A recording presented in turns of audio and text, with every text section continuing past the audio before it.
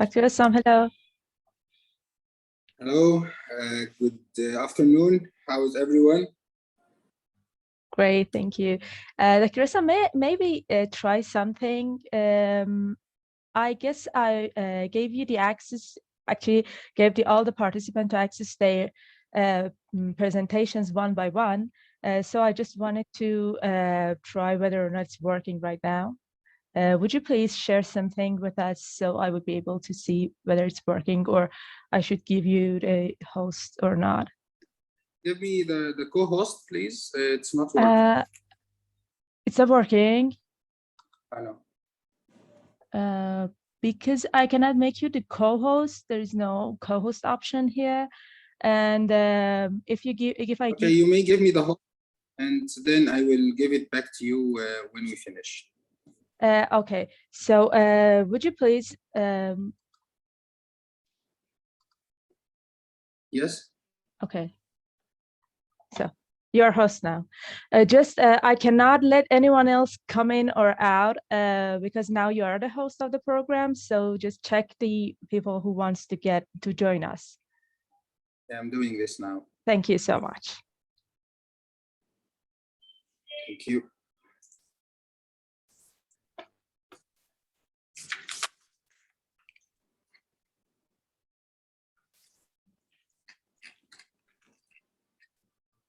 So welcome everyone. Shall we start now, or we wait a little bit till everyone is here? Mr. Sharkey, you are with us, huh? Yes, I am here. Okay. I think we wait for a minute, 5 minutes. I can't hear you. Okay. Yeah. Yeah. At least hello, everybody. Greetings from Baku. Greetings. Hello. How are you? Good morning, dear Shireen. Good morning. Good morning. Good morning. Good morning, everyone. Good morning. Good afternoon. Yes, good afternoon. We have here. Yes, we should say that. Exactly. Good afternoon. That's all. Good day for all of us. And inshallah, best of luck for all of us here. Thank you. Inshallah. Inshallah.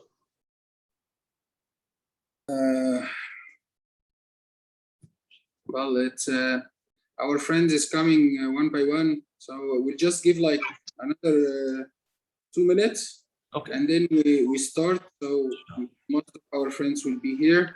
One by one. Welcome, Dr. Najla. Welcome, Dr. Mal, Nihad, Dr. Wissam, Dr. Javi. MashaAllah. Najar, how are you?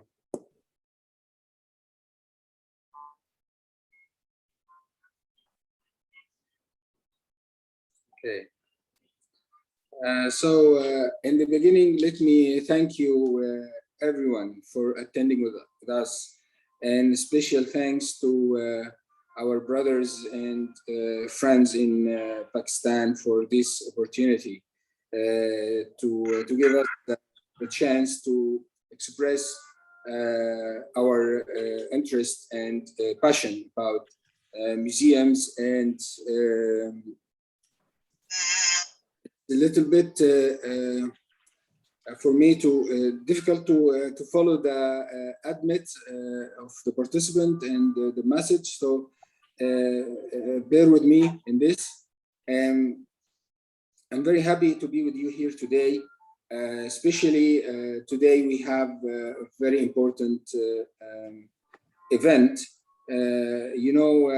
Dubai is applying, and we are in the short list. Sorry, we have two sounds. Please unmute your mic. So yes, please. Yeah, Mr. Ahmed and Mr. Nihad. Sorry, we have two. Okay. Oh, that's great. Thank you very much for that. So is my voice is clear now? Yes? Okay. No? You can't hear me? are hearing you, but we are hearing another person speaking at the same time. Okay, let me check and mute everyone.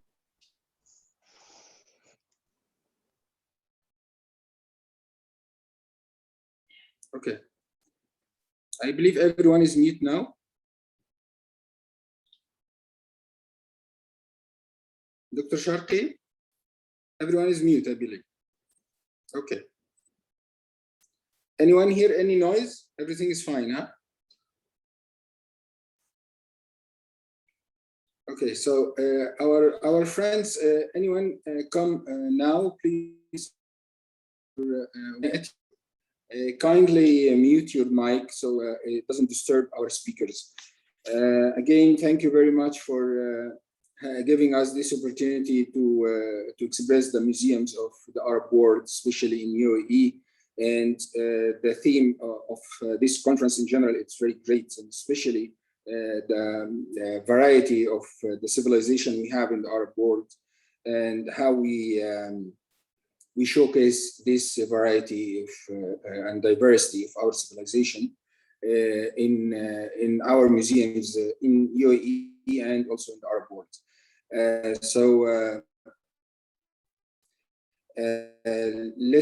Please welcome Dr. Sharkey Damali, the Vice President of ICOM Arab, and he's a member of ICOM Strategic Plan Committee, Director of Maroc Telecom Museum, President of International Committee of Museums of Science and Technology. And actually, I would like to welcome him to give us a word for the beginning and congratulate him for the anniversary of his telecom museum. And inshallah, he will. We missed the tour, but inshallah, we will arrange another one to have another tour. This is a promise you gave me before, and we will do it together, inshallah. Please welcome. Dear friends, dear colleagues, I would like to thank you all for this occasion to let us meet today for the International Virtual Conference of Museums in Group 5. And for Group 5, we have chosen to be reserved only for the Arab world with our colleagues as foreign speakers.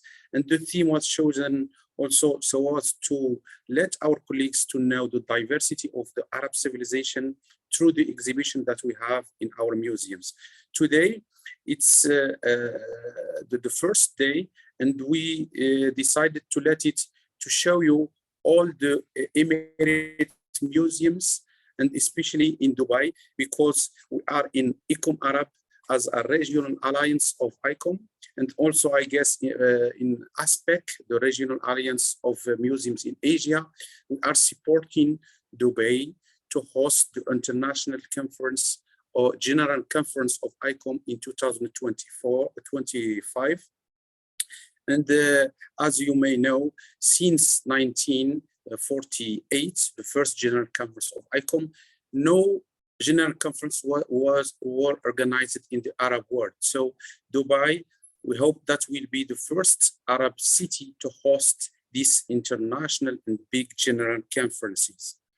Also, among, I think, 26 general conferences, Europe hosted 16 times this general conference. So I hope that next time we'll give the opportunity to ICOM membership to for more other places and to explore other kind of museums outside certain regions. And also why we choose Dubai, because Dubai, for example, all the 40% of the visitors of United Emirates Arab museums, they visit Dubai museums. So the museums are visited by 40% of the visitors of museums inside the UAE. I hope that during these presentations, we will have more and more ideas about the richness of Emirates museums collections, especially public museums or private museums. And I wish you good luck, and we are ready to continue this conference into two next stages. Thank you.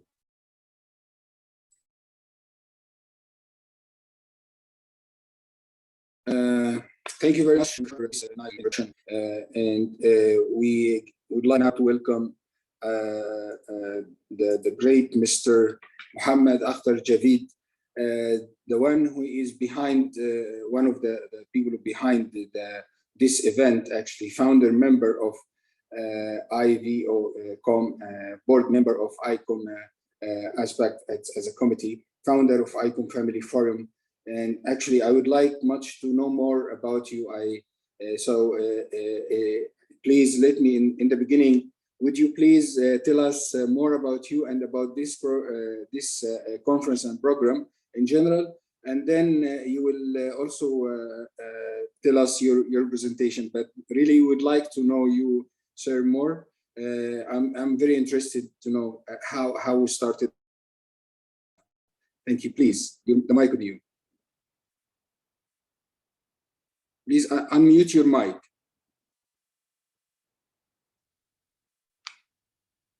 Mr. Javid, unmute your mic. We can't hear you. Yes.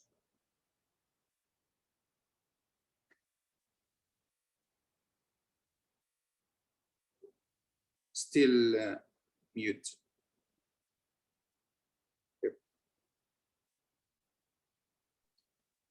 Yeah. Can you hear me now? Yes. Clear. Yes, yes. Okay, thank you very much indeed.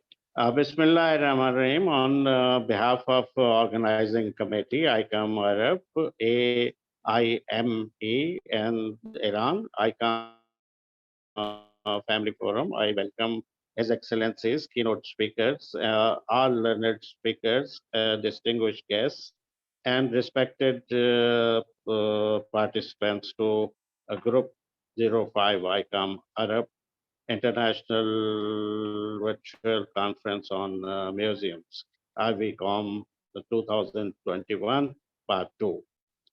Let me avail this opportunity to introduce you to the conference and its achievement in brief.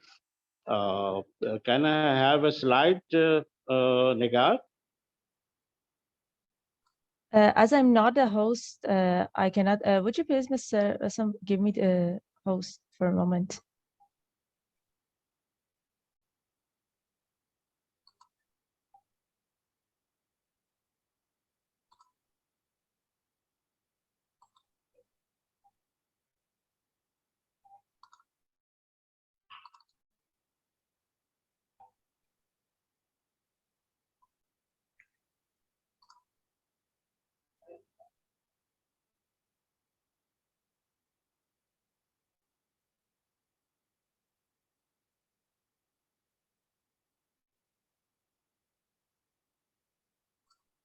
Can you see your presentation? No, not yet. Not yet, only the file.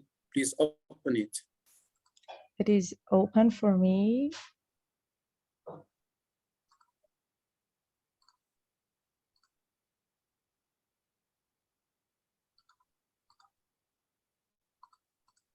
Yeah, that's great. That's Yes. great. Make Can we have a full full? Yeah, that's beautiful. That's beautiful. Right. Next slide. Next slide. Yeah, all right. International Virtual Conference on Museums. IVCOM, a stage mainly set to invite experts and students to share research findings in the field of museology. Next slide, please. Yeah, it started in 2020. So the first conference was on 12th to 15th December 2020. Next slide, please.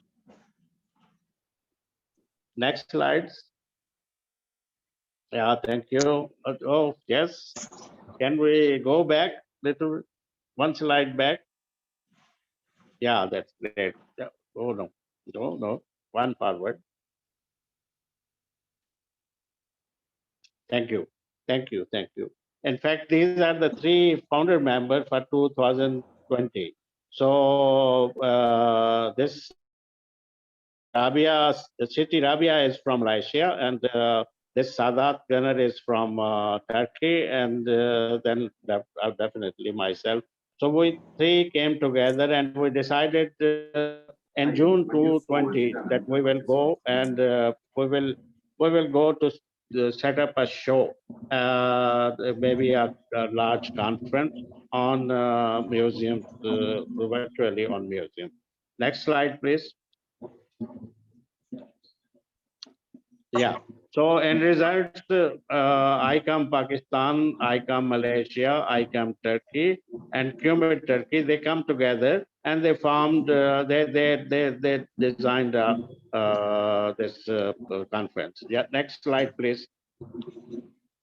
Yeah. It's we have a 4 sessions. So that was the programs and speakers. So normally pattern was that we have 2 to 3 speakers from local, say Malaysia or Pakistan or Turkey, and 2 to 3 from the other world, part of the other world. Yes, next please. Please mute the other mics, our friends. The one who is in now, please mute all your mic. Thank you. Yeah. Next please. Next please. Yeah, next. So the president was giving an end note for 2020. Next, please. Next slide, please. Yeah. So here you can see these 3 countries on map, and then okay, that we gone and we decided that we should have a larger scope of this conference. So in 19th May to 30th July 2021, we have started this ICOM 2021 Part 1 with the 4 groups. Next slide, please.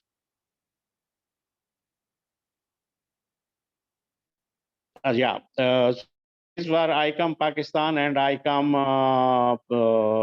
Turkey and QMIT Turkey. They were the partner on this 2021 Part 1. Yes, next slide, please. Next slide. Yeah, here you can see, just a minute back. Hello, okay, fine. That's the 4 groups. And you can, yes, thank you very much indeed. So here you can see the, okay, this is a four groups and we have 4 countries in each group. So that makes 16 countries to invite in group Part 1 in 4 groups. The next slide, please. Next slide. Can you hear me? Yeah, this. So this was the inauguration session, in fact. So next slide, please.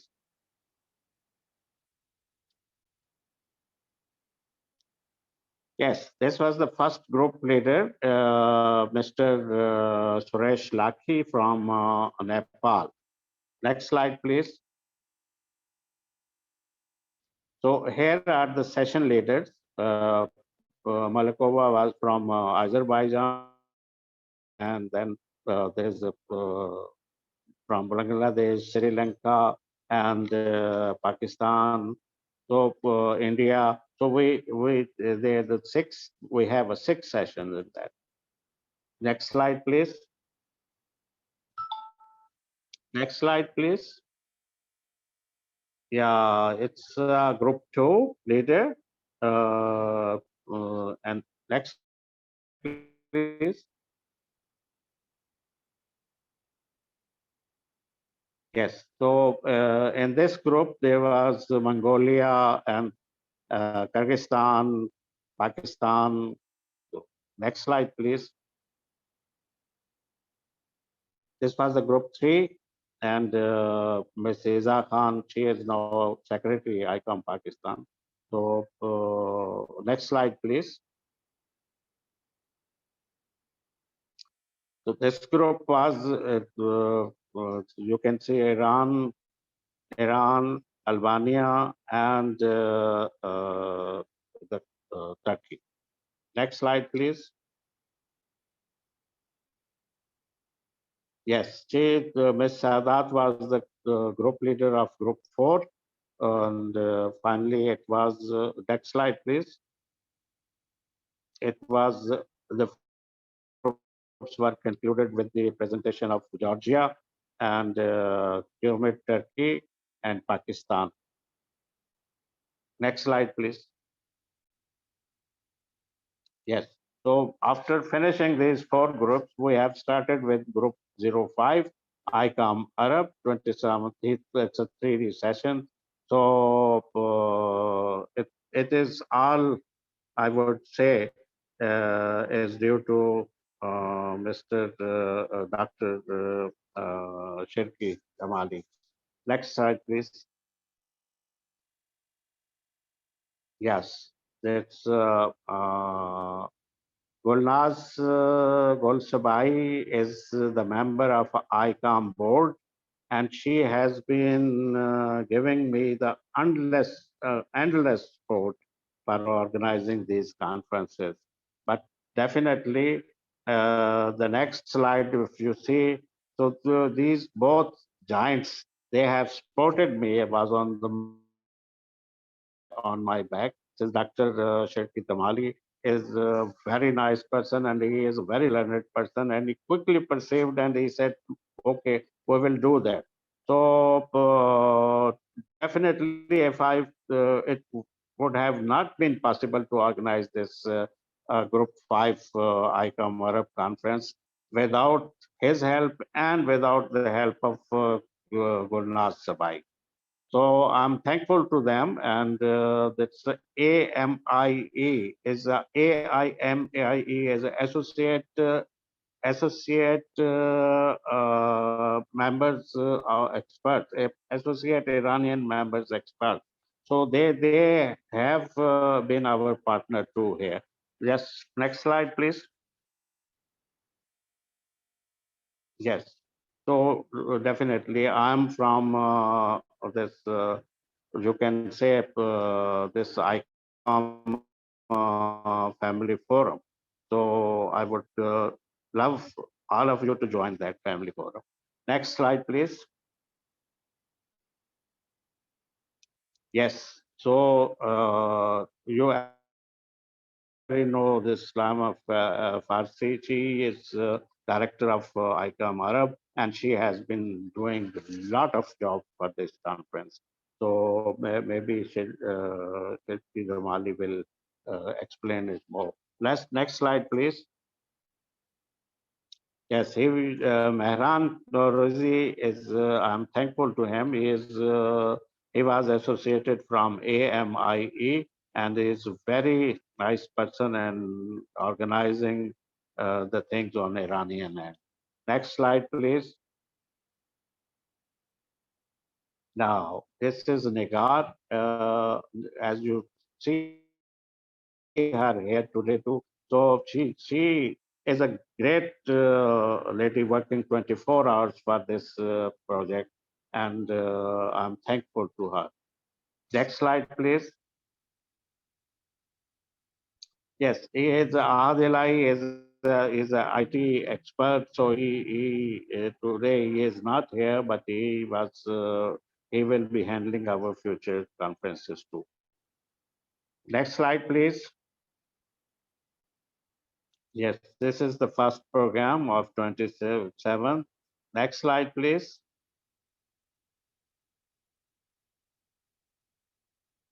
Next slide, please. Negat? Yeah. Okay. So this is the third slide. In fact, this is the third program, third day, 29th program. So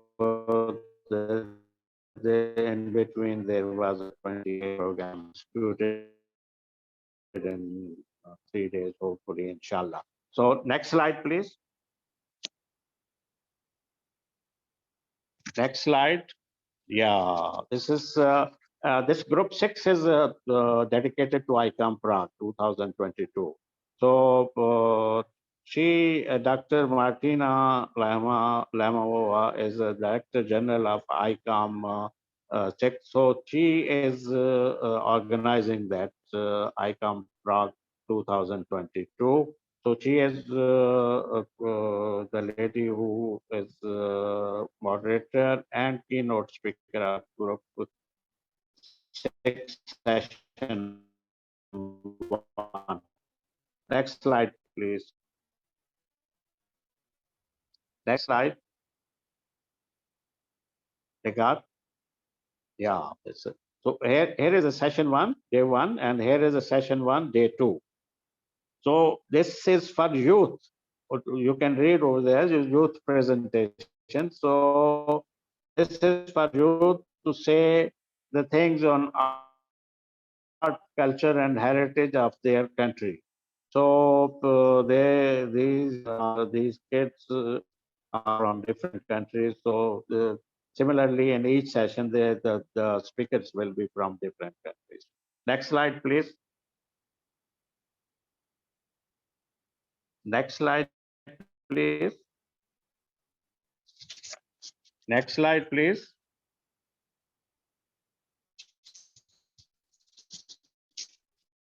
Yeah, thank you. This is 06 session 2. So similarly, she will also having a day 1 and day 2. So this is day 1. You can see the speakers from Mongolia, Kyrgyzstan, and then from Egypt. So next slide, please.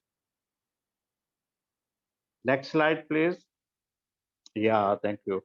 So it's a session 2, day 2. So there is Albania, India, Albania, Iran, and then Georgia. So this next slide, please. So this is ICOM Prague session 3, which will be Dr. Shiri Melkova will be the moderator and keynote speaker of that session day 1 and day 2. Next slide, please. Yeah, she is the director of ICOM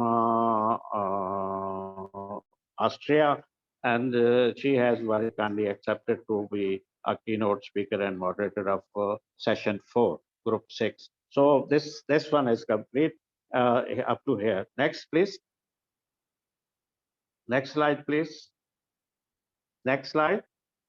Yeah, thank you. So you can see that part 2 has having so much dot that the dots are going to even Latin America and Latin America and Mexico and here in Africa too.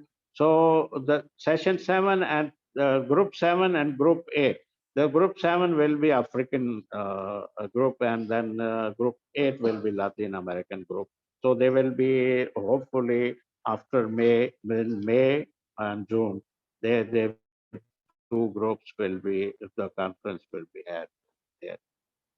Next slide, please. Next slide, please. Oh, thank you. Thank you. So nice of you for bearing me.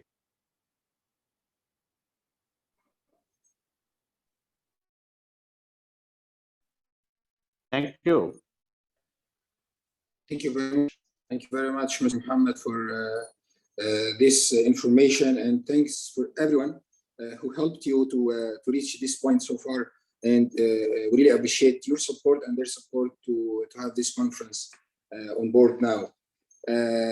Now we will go to His Excellency Engineer Rashad Bokhash.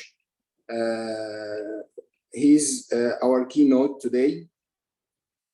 Actually, he isn't with us, unfortunately, because he has another meeting with ICOM International because of ICOM Dubai 2025. To give his lecture on his behalf, He is the president of ICOM UAE and also chairman of Architectural Heritage Society in UAE. Engineer Rashad, he has positions in the country, and also in the field of culture heritage and museums. So I will share now my screen with you.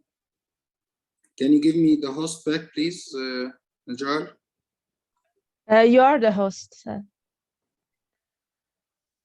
Yeah. Okay.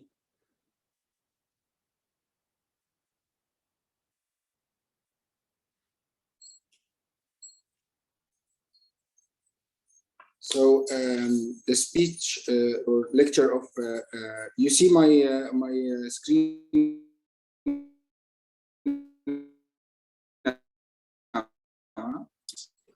So the Museum of UAE.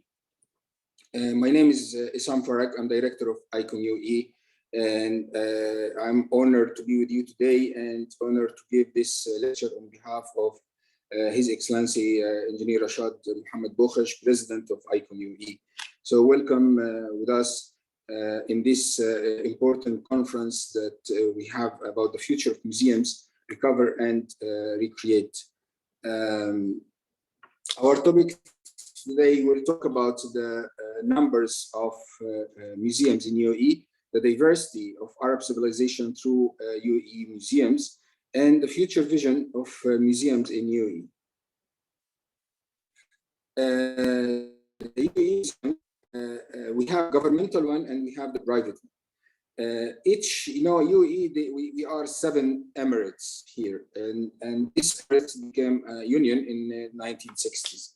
And the governmental museums in Abu Dhabi, which is the capital of 11 museums. Dubai, we have 13 governmental and 16 private. In Abu Dhabi, we have 27 private museums. Sharjah, we have the biggest number of museums in governmental one. In Sharjah, it's 21, and the private is 22. Ajman, 2 governmental and 2 private. Al-Quwain, 2 governmental and 6 private. Ras Al Khaimah, 1 governmental and 35 private. Fujairah, 4 governmental and 12 privates. The total, as you see, it's governmental is 54, the private is 120. All in all is 175 museums in UAE. Whenever I go and ask any of the people in UAE why they built their private museums, and the only word I have, the only answer I have all the times,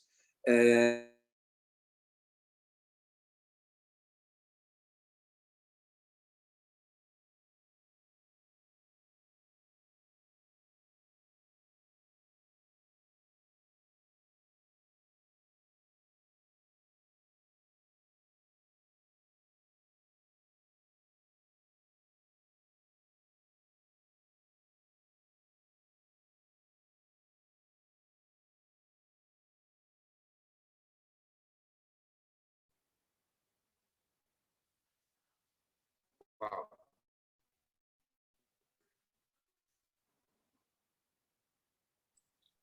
Okay. Are you following me? Yes, yes. You follow me now? Yes, we can hear you. Okay, sorry. Okay, great. So I shall continue. Huh? Okay, so Al Ain National Museum was established and opened in 1996. Delma Museum 1995. Al Ain Palace Museum 2001. Qasr Al Muwajahi Museum 2015. Abu Dhabi Marine History Museum 2016. Louvre Abu Dhabi, the most famous in UAE 2017. Qasr Al Hasn Museum 2015.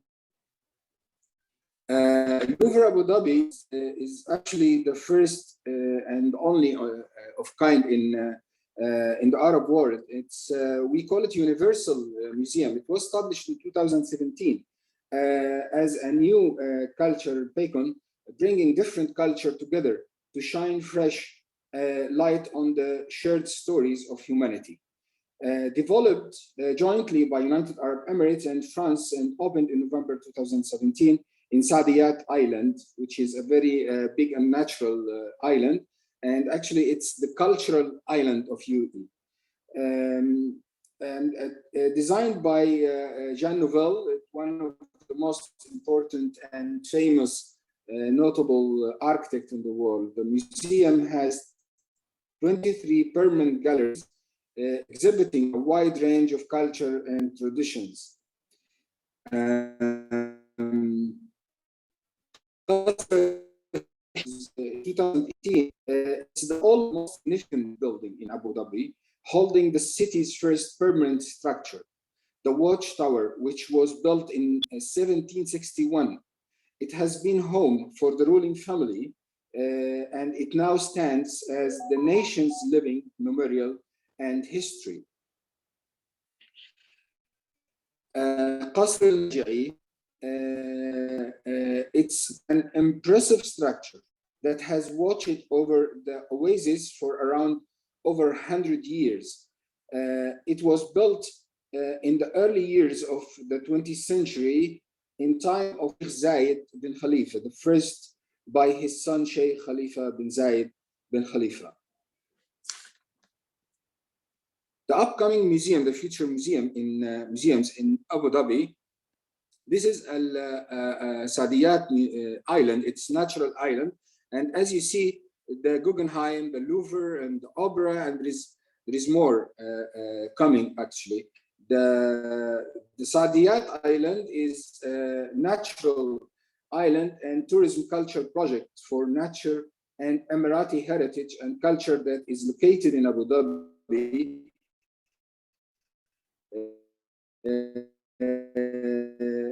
The gorgeous natural 7 kilometers world class leisure.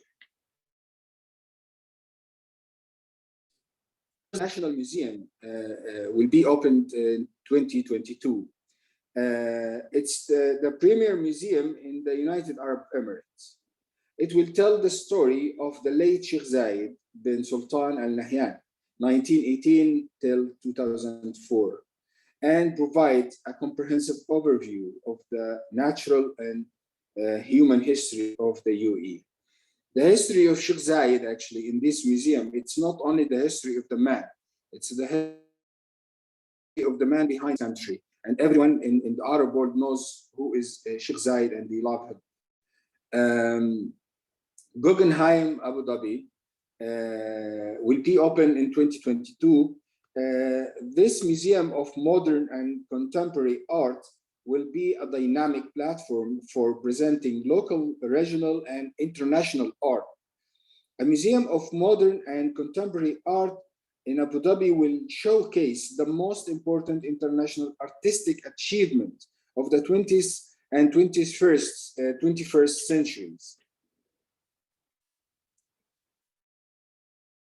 We go to Dubai. And Dubai, we have, as we said, this is the most important museums, governmental in Dubai. Dubai Museum itself, 1971, Hatta Museum, 1987, Knife Museum, 1997, Children Museum, 2002, Coins Museum, 2004, Shandara, which is Saruq al-Hadid Museum, 2016. Because Shandara Museums is like the biggest open museum in the world. And this is one of them, Saruj al-Hadid. Al-Ittihad Museum 2016. Al-Ittihad Museum actually is the dynamic 21st century museum, is focused on inspiring its visitors with the story of the founding of the UAE. The 25,000 square meter landmark is befittingly located at the very place where the UAE was founded in 1971. So they used the old hall that they built for especially for signing the Ittihad or unification of the country. And then the story of building this museum is great. Actually, I will invite everyone to see this museum internally and also from outside. The Shandara Museum, as you see, this is the plan of Shandara Museums. It's the biggest one as open museum, has many museums and several buildings. Every building a separate museum. One of them will talk about the history of the Al Maktoum family. One of them will talk about the traditional crafts, the social life, the wildlife, desert life, maritime life, traditional buildings, and more. So the iconic Dubai Creek area is the home of Shandara Museum, which tells the universal tale of human innovation, resilience, and the desire for the progress which shaped the Dubai of nowadays. This is one of the buildings inside this perfume house, and this is Al Khor House. And actually, there is videos that we can share with you about a virtual tour, each one more than 1 hour in Arabic and in English. The upcoming museums in Dubai is the Future Museum. This is one of the most significant museums in the whole world, actually. The Museum of the Future will be a place of tolerance, inviting varied culture, philosophical, social, and spiritual outlooks. It will also be a place of learning, where you join us in exploring the threats and opportunities shaping our time and finding solutions for better future. Private museums in Dubai is many. The most important of them is I choose for you the Pearl Museum and the Women Museum. The Women Museum in Dubai is the third biggest in the world. It has more than 400 pieces, and actually it has its own philosophy that it needs more than an hour to speak only about it. Sharjah Governmental Museums, also this is the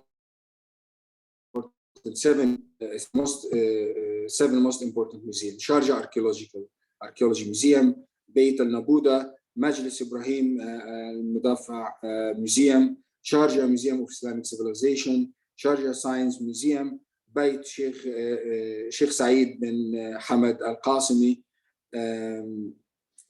I don't know if, sorry, I have to admit our colleagues now. I will go back to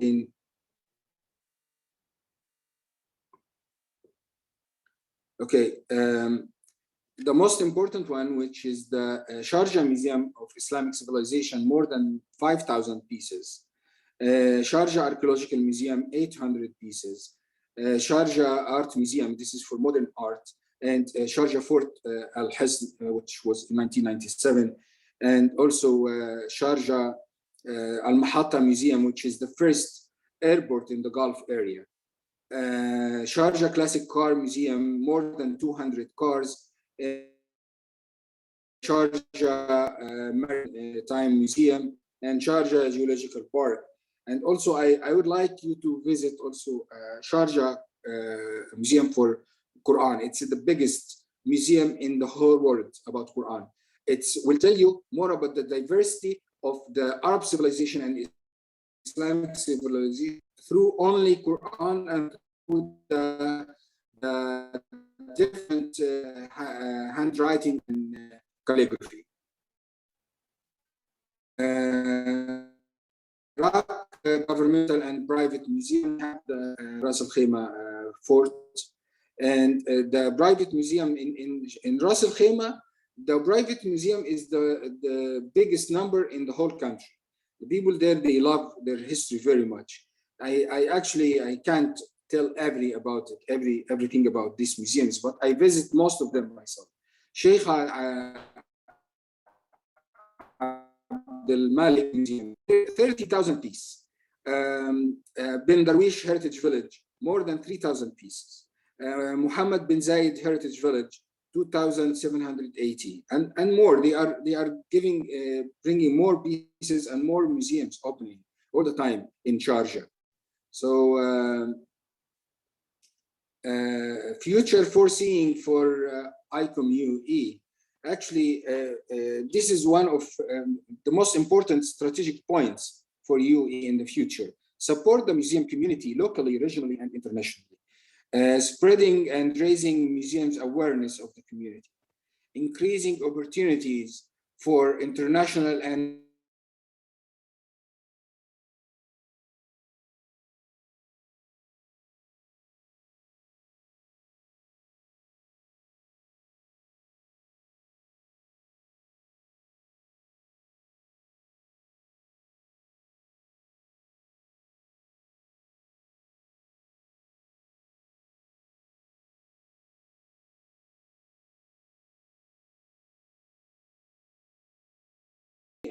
we shall go back to you in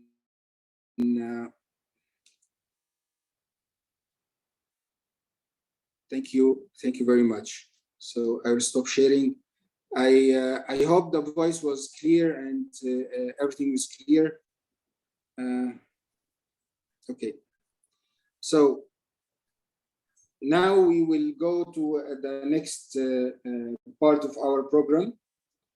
Mr. Ahmed Al-Mansouri, His Excellency Mr. Ahmed Al-Mansouri. He is actually, I don't know from where to start to introduce Mr. Ahmed Al-Mansouri.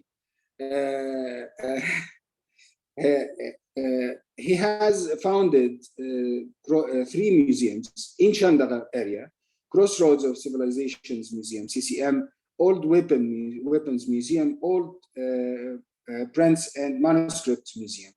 There is too many things about Mr. Ahmed. He filled over 20 strategic positions in the country and several fields, space organization, political and culture positions to private sector. The most important thing, he's one of the milestones character in UAE, fulfilling a mission of peaceful coexistence and tolerance. He will speak to us about museums as best platforms for reviving global civilization shared values. So please, Mr. Ahmed, start with us. You have the mic. You want me to share your, or you will share your screen?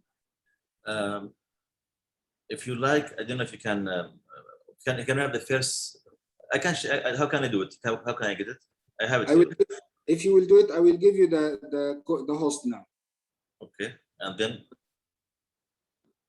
Just a second, please.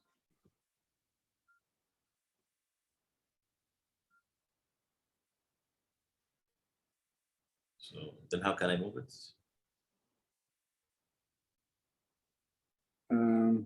Would you like to do it? I think it's easier. Okay, as you like. So I will share it. Only the first page, yeah. Just a second, please. Okay. Because I'll be speaking before the slides. Sorry for the logistics here.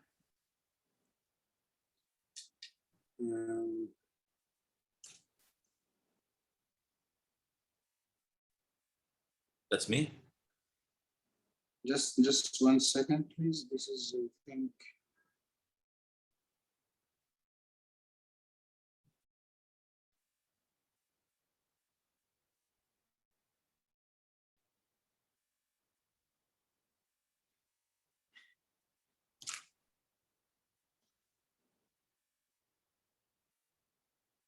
So you can see it now? I can see that, yeah. The first slide, yeah.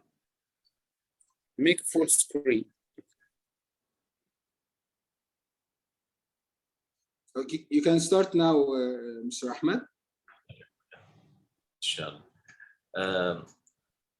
Can you see me? Okay. Bismillah ar-Rahman ar-Rahim. Assalamu alaikum jami'an. Thank you very much, ladies and gentlemen, your excellencies. I would like to thank all of you for having me with you, especially our great host from Pakistan, Pakistan, and also would like to thank our host, with the international ICOM, and also the UAE ICOM for giving us the opportunity to be here. And special thanks to Mr. Assam, Dr. Assam, and Engineer Rashad, and everyone who created this platform, of bringing all of us together. Thank you, our audiences and our speakers. It's a great honor and pleasure, for me today to be with you and to be one of you today to share with you, my humble, very small experience, which reflects, one aspect of the UAE. Before that, before I talk about the Crossroads Civilization Museum, before I talk about, how the museums help in revival global values that we all share together, to all come from the same time, I would like to talk about historical roots of our talk. The roots, which are the culture of our leadership and also the culture of the country where we go from.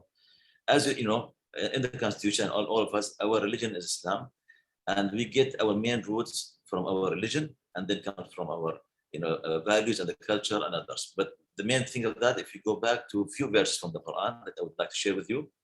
أعوذ بالله من الشيطان الرجيم بسم الله الرحمن الرحيم ومن آياته خلق السماوات والأرض واختلاف ألسنتكم وألوانكم إن في ذلك لآيات للعالمين. And I translate the meaning. And of his signs in the creation of the heavens and the earth and the diversity of the languages and your color, indeed, in that are signs of those of knowledge. As Allah says in the Quran, third verse, أعوذ بالله من الشيطان الرجيم بسم الله الرحمن الرحيم ولو شاء ربك لجعل الناس أمة واحدة ولا يزالون مختلفين.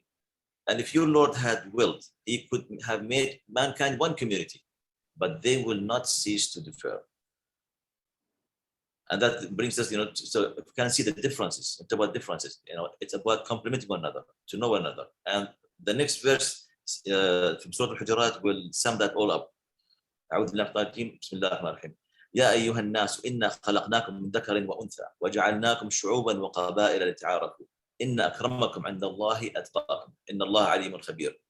O mankind, indeed we have created you from male and female and made you peoples and tribes that you may know one another. Indeed, the most noble of you in the signs of Allah is the most righteous of you. Indeed, Allah is knowing and aware. And from that, if you're going to move to the quote from the Prophet Muhammad sallallahu alaihi wasallam, when he was saying, "Ya ayyuhan nas, kullukum li Adam, wa Adam min turab, ala la fadla li Arabiyyin ala ajami, wa la li abyad ala aswad illa bit taqwa wal amal as-salih." As you can see, the whole emphasis is on humanity, mankind. The Prophet is reminding us that we as human, we are brothers since we all come from the same father. In all words, the Prophet focused on his last mission in speech before he leaves us, re-emphasizing on the foundation of humanity, brotherhood pillars. That is the pillar of peace, progress, and prosperity. The above pillars are the principles and values that are the essence of the leadership vision in the United Arab Emirates. And also it's the essence of the leadership grand strategic plan, and the way of life, and that cascaded down, and everyone is rallying just to make success. And such commitment and devotion from the leadership and from the UAE culture, is the key behind the progress that we are going through. All leaders, and all leads us to emphasize that the greatness is our differences, the beauty is in our differences. We, in our completion, when we are different, and remind us that we are sharing the same destiny. We must work towards complementing goals and ways of life rather than from thinking from the scarce resource mentality. And but that not, last but not least, our completion is in the differences where we complement one another. We must keep remembering and reminding ourselves first, as well as reminding who will lead our earth, or our destiny in the future, that the future generation, that all human beings have been brothers and will continue being brothers. Once we all grow up and realize that we share same destiny, then nobility will prevail. And then we'll be leading a very beautiful, colorful civilization. So here I'm going to go back to my slides. So, if we're going to look at the first slide, let's talk about the museum. We'll talk about the Crossroads Civilization Museum. And before I just wanted to show you the roots, where the museum comes from, and from where it's a homegrown museum. It's a homegrown natural museum from the culture, which is cascaded down from the leadership. And also because of the pandemic that we are going through, what also the Deputy Director of the UNESCO, if I may have the second slide, please, talks about, it's a quote from Ernesto Boto, UNESCO Assistant Director General for Culture, says, "We need museums more than ever. The pandemic has highlighted their vital contribution to social cohesion, the economy, and creativity. The crisis is indeed, we must do everything possible to ensure that museums retain their importance, founding and maintaining, meeting a place of inspiration, and become meeting place of, as meeting place for inspiration, sharing, and cultural mediation. End of the quote. You know, the COVID, the pandemic has proved to us that we are sharing the same destiny. You know, one world shares destiny. The virus, which is smaller than all of us, which it showed us, we really as human beings have to think of the future. But the pandemic is only, I think, a pilot test for us, because the future challenges we have, much more with humanity, and that's why we have to emphasize on areas that will bring us together to meet future destiny. So we're going to talk very briefly about the museum. As everybody knows, the museum was established 2012, and we were granted the license in February 2013. And the CCM, the Crossroads Civilization Museum, seeks to demonstrate and reflect, the values and values that motivate all traders and travelers to invest in positive relationship with one another and empower them to establish mutual interests. Here we are talking about the story of Dubai. The museum is located in the Shandara area. It's one of the most important, prominent area between the Dubai Creek and the Arabian Gulf. In the Arabian Gulf, where they have founded many artifacts and historical things since 3000 BC. And also the first record, was made in the Arabian Gulf from the Greek. I can provide you these sources from 600, 700 BC, when they came for trading that area in the Arabian Gulf. This place where people used to come from different cultures, different places to exchange through barter deals their goods. If there were no sets of values or set of kind of regulation, I'm not going to call them law at that time, people will not bring their items there. So the beautiful values of acceptance of one another. People came from east to the west, west to the east, who have been sharing and exchanging the beauties which they are bringing for other things.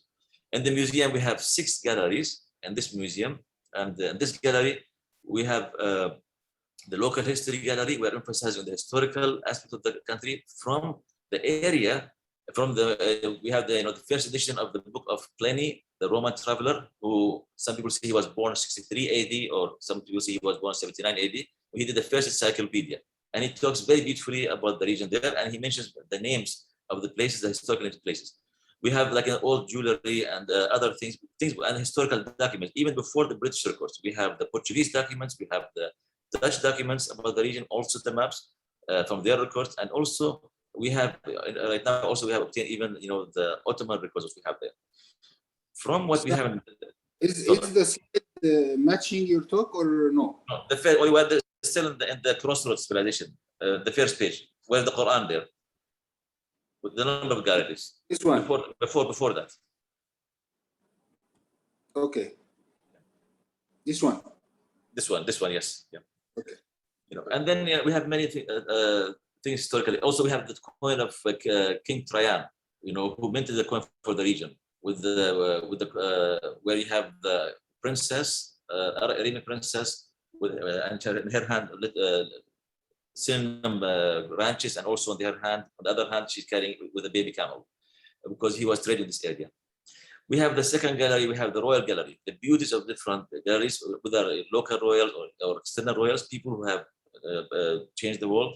And we have one of the oldest genealogy of the Prophet Muhammad was made in Holland from 1700. And then we have also the Holocaust gallery, it's a permanent gallery, where reflects when there's no peace and tolerance, what's going to happen, things that can happen. Also, we have a special gallery called the Holy Land and Palestine, which talks about that historical area of Palestine, Holy Land, and reflects from. And then we move to the multi-faith. Naturally, from the multi-faith, we have from all mainly focusing on the 3 main monotheistic religions, and equally there. And the last thing is the beauties from the Islamic galleries, and we have things from there. On the other hand, we have also the second museum is called the old manuscripts, old maps, and prints. The second slide after that, please. Our collection was there, to develop to reflect, what others have written about the region, and people who really introduced the region to the world, and and also we honor the contribution of historical personalities, who have been, been enriching the human culture heritage, and also who have changed or impacted the world's history. As such, our collection includes rare books, important manuscripts, old photographs, And you can see some of them here. For example, we have, if you can see the little map, the round map of the world by Omar al-Wardi from this copy from 1601. And the world is around here. We have the description of Egypt, and of course we have different prayers and Quran and science book, and the contribution of the region in science and physics. We have them in French language, we have them in Latin language, and we have the beginning of the space, end of the astronomy. So we have many things that shows there, and plus the maps. We have many big collections of Arabian Gulf maps, historical ones there. So let's go back to let's go now to our values. Yes, let's go before the highlights.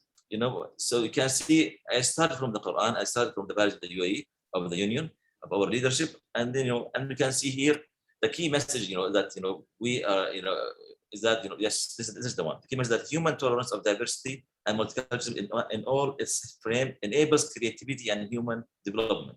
It sends a positive message of hope, tolerance, and peace to future. Our vision here is bringing people together through positive historical relationship. Our mission to emphasize the importance of the universal values such as tolerance and respect by demonstrating the essential historical roles they played in helping human civilization flourishing and progress on the various dimensions. We have the three key values: multi-faith. We have three elements of the museum: multi-faith. The first step is the journey is to, and of tolerance is to acknowledge and to know in different perspectives and to understand them and know the beauty of different ones. Secondly, in positivity, helping future generations and people from different cultures, to learn and to extract and to understand the beauty and positivity in other civilizations and other cultures than their ones. Also, that gives us a hope of reviving historical values with modern approaches to support bringing hope, peace, harmony, and stability among people, and to enhance the security of the future generations by learning about the benefits of diversity. So here, if you notice, the whole museums, it's about the stories about the values of humanity. And we have, if you want to go through different slides of, as you can see, of the highlights. We have the highlights, which reflects from our culture and the cultures were part of the region. And if you, Dr. Assam, if you have the next slides, we have the highlights. If you can go through them, from all monotheistic religions, we have the highlights. Just to show they know what we are emphasizing. And hopefully, when the COVID is gone, we will be able, to open up for the schools and other visitors to come there. But the museum has played a very strong role, as one of the museums in the United Arab Emirates, one of the museums in the region that adds value, because museums are the best platforms to reflect realities, and to show that, the beauties and the differences.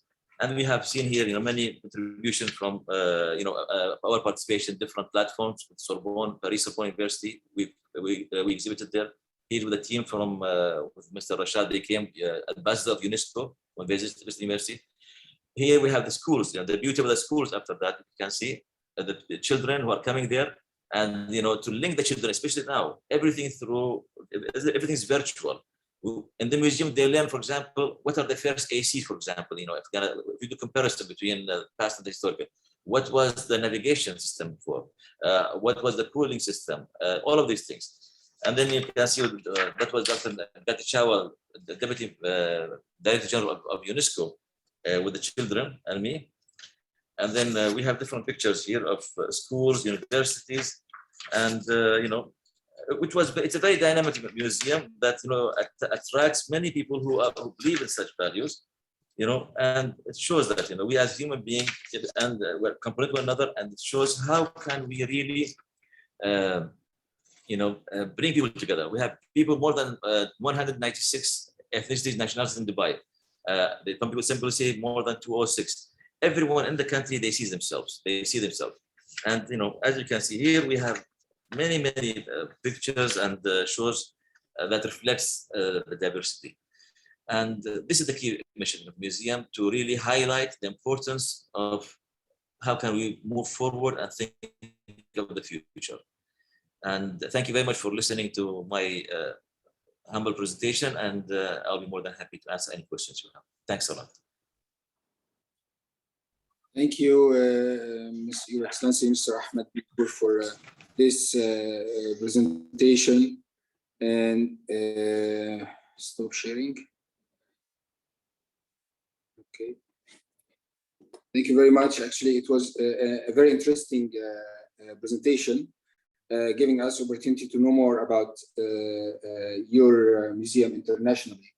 And now we are glad to move forward for the next speaker, Dr. Jamal Al-Samanoudi, Associate Professor, Department of Interior Design and Instructor of the Museum Display Design course, PhD degree under joint supervision with France, with title of Converting the 19th Century Palaces into Museums. Member of International Council of Museums since 1997, and he is the representative of ICOM and ICOM UAE in Ajman University, as he is a professor there.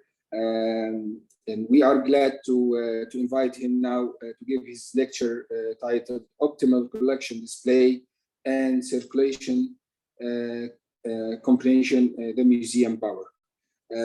Dr. Jamal, would you like to have the host now for your share? Are you ready? Yes, salam alaikum. Yes. Alaikum salam wa rahmatullahi wa barakatuh. So, Dr. Jamal, you are the host now, but please, promise me, after we finish, you give it back, okay? Yes, sure. Don't take it forever, huh? Okay. Thank you. You are the host now. Now it's clear.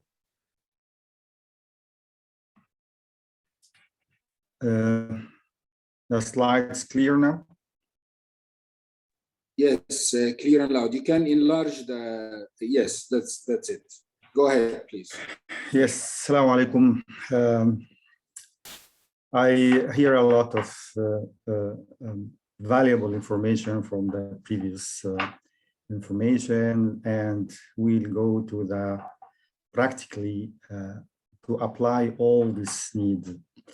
You know, the museum, it's a lot of specialists to success the museum for any type of museum, especially in Arab civilizations museum, how to success the museum, how to translate all this valuable meaning, how to arrange the collections to be exciting for the visitors. You know, usually if the collection is not presented well, it's not displayed well, so feel that the space is too much crowded, and the benefit of the collection, it will be filled. So we have two important points we'd like to focus into how to success the Arab Civilization Museum in practically point. We'll concentrate based on the time, as Dr. Islam mentioned yesterday, that we have only 50 minutes. So it's so short, but I try to focusing on the most important point if you would like to success any museum. So the collection, display, and circulation combinations, the museum power. So let's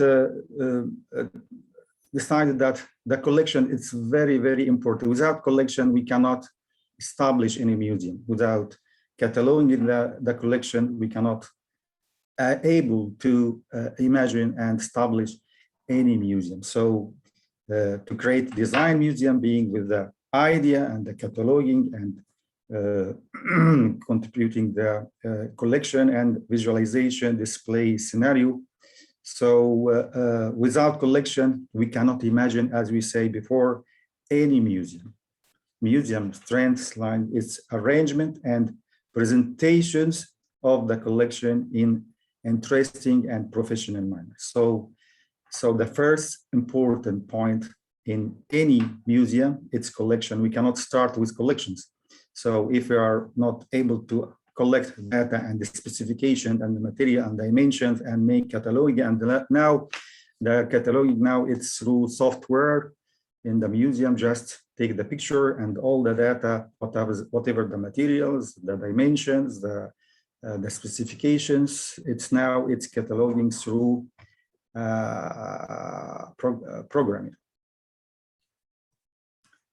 So to focusing on the collections, that the collection is very important, and any museum established based on the collection. We have very big example, Louvre Paris and Louvre Abu Dhabi. In Louvre Paris, the collection, it is arranged in existing building.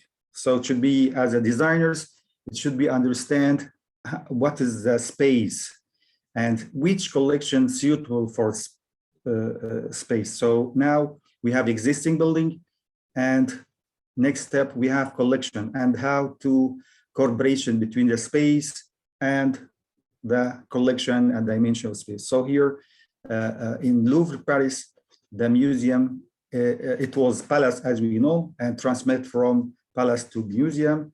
And the designers, he take a lot of time to arrange the space to be matching with collections.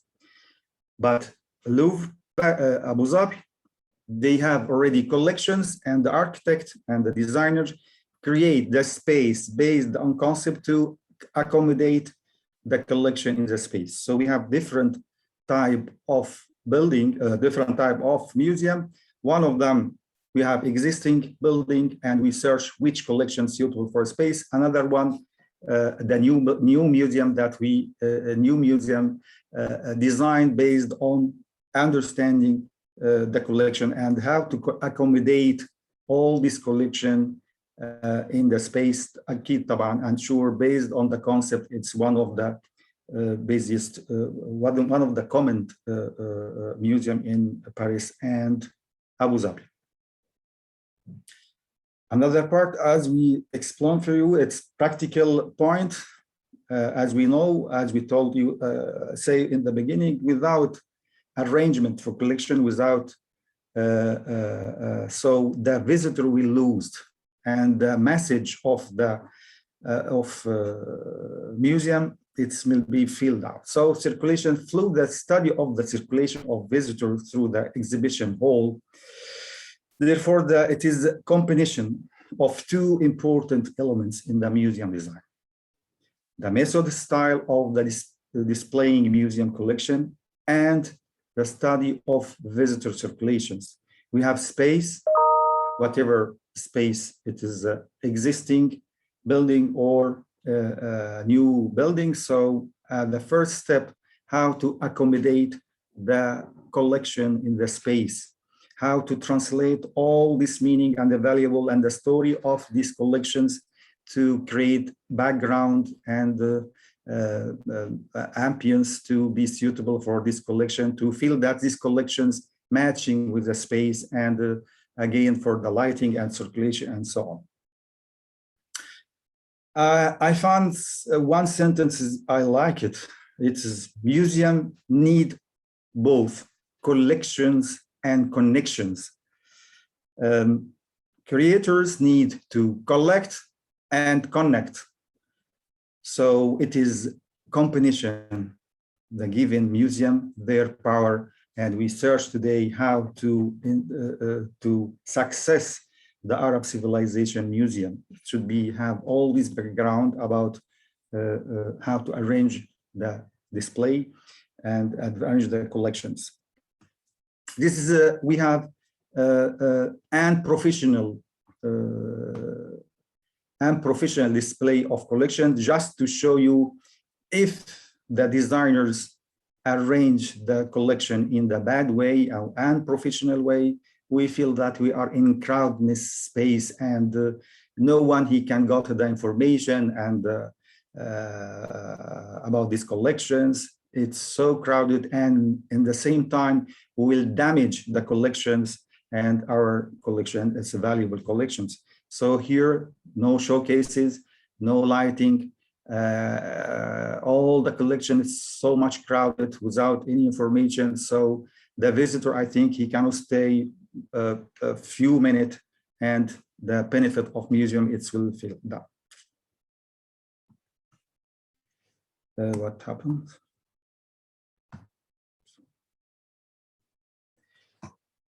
Yes, again, focusing on the Arab Civilizations Museum, the exhibition of Arab culture property is practice used by museum where collected objects are put on the display to public. This is the main target of museum. Objects are carefully chosen and placed together to offer educational value and often to tell the story. So we cannot success any museum without the arrangement, the collections, because we cannot reach to the value, educational value, or to draw or to apply the story without the arrangement and display the collections. Arab collect culture heritage objects tend to focus on all the collection, and all the Arab Civilization Museum you'd like to present the identifications, the heritage, the cultures, and to display the collection in the professionals and the amazing collection to attract and send the information for the visit. We can consider the museum as a reference. If the reference is not organized well, so no one can read the reference. Exactly, museum like that. And this is the responsibility of interior designers to understand the space and understand how many collections he have and how to arrange the collection in amazing circulation and amazing display, and how to select the showcases and the background, the color, lighting, environment. So it is very, very important point to success any museum. Interpretation of what they collect, preserve and study. And as we know, the museum, it's one of the most important space for the researcher and education. We have one of the prestigious museum in Sharjah, the Sharjah Museum of Islamic Civilizations. And by the way, this building is converted from market to museum. It was market before. This is one of challenge how the architecture and interior designer in the same time to transmit or transfer the space to be suitable for the museum. And this is my thesis in France, how to translate in, it is mission scientifique entre the University Egyptian and it's called Architecture de Versailles. And my research point is how to translate the old palace or any space to be museum. So we have very nice design in Sharjah Museum of Islamic Civilizations. And we will see now the opposite. In the first slides, I present the collection and professional presentation. And I think the feedback for all of you that it's too much crowded, no one can stay too much time to see the collection. Here the value of designers. Maybe all of us see the showcases of display unit. It is maybe they say it's what is the, I cannot see any valuable. No, the designers he stay a lot of time to collect the data and how to make compositions between all the collections, how to write the text for informations, how to arrange the collection in the showcases, by the way, and how to save the collection at the same time. As we know, we have micro and macro. Micro, the space of hall itself, it should be suitable for the visitor. Macro environment, how to save the collection in the suitable conditions about the humidity and the lighting and the heating and so on, because in the old century, we can make damage for the collection when you present it in the bad environment. So here you see, Ivan. I'm sorry for that. Can you please help me let in our colleagues in the waiting room to admit, because you are the host. Sorry for interrupting your lecture. So can you do that? What happened? Sorry again. Can you admit the colleagues, our colleagues who is in the waiting room? There is several guests in the waiting so room. I stop sharing and you will do that, okay? If you just press on participants. You will see, Participants? yes, you will see if there is anyone. Yes. Who's not? Admit everyone, admit all. Admit all. Yes. Where is admit all? Okay, so there is no one in the waiting room in front of you. No, I did not find anything. All is present now, I think. Okay. So, okay. No problem. Sorry for interrupting. Don't worry. So again, the valuable of the designers, how to collect the collection and how to arrange a collection in the prestigious and professional display to be exciting for the visitors, to be easy to readable, to be easy to collect information. So here, the pottery, how the designers make composition between a different level of stand to be show the collection as well. Again, as we told you, this building at the museum, it's transferred from, converted from market to museum. So the designer here take the main corridor for the object, big object. So, and he arranged a collection in the main corridor in the prestigious, comfortable presentation. The next point, that collection arrangements.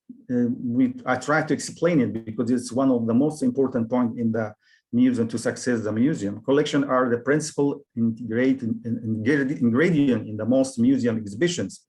Arrangement of this collection is a primary concern of the interior designers.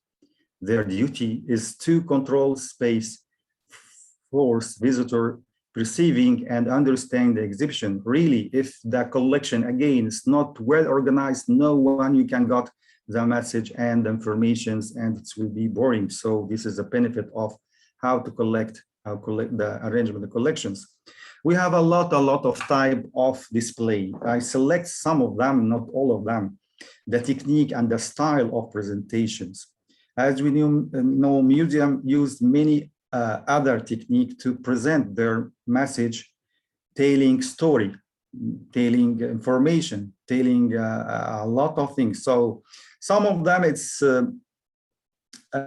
simple, and others are very sophisticated and too much complicated. And we have a type of presentation. It's depend on room sitting. It's mean the palace or the old palace, all the historical elements. It is it's in the good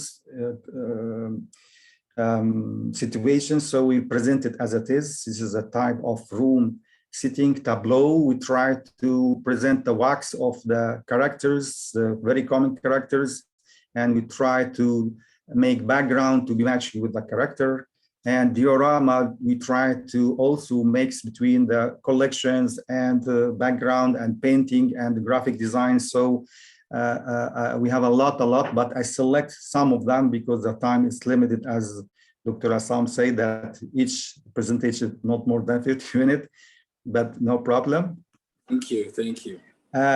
Circulation again, it's one of the prestigious, one of the most important point that depending on the exhibition concept and educational object, three fundamental methods are used in the traffic flow circulation. We have three types: suggested approach, instructed approach, and direct approach. And I explain each one briefly. Interior designers have used their skill to affect the favorite result, and the variations between all the type it's possible are certainly possible. So again, circulation, and as we mentioned in the title, circulation and display of collection is two important points. Okay.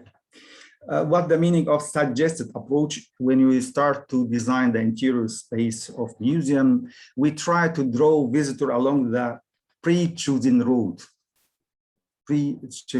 so without setting physical barrier.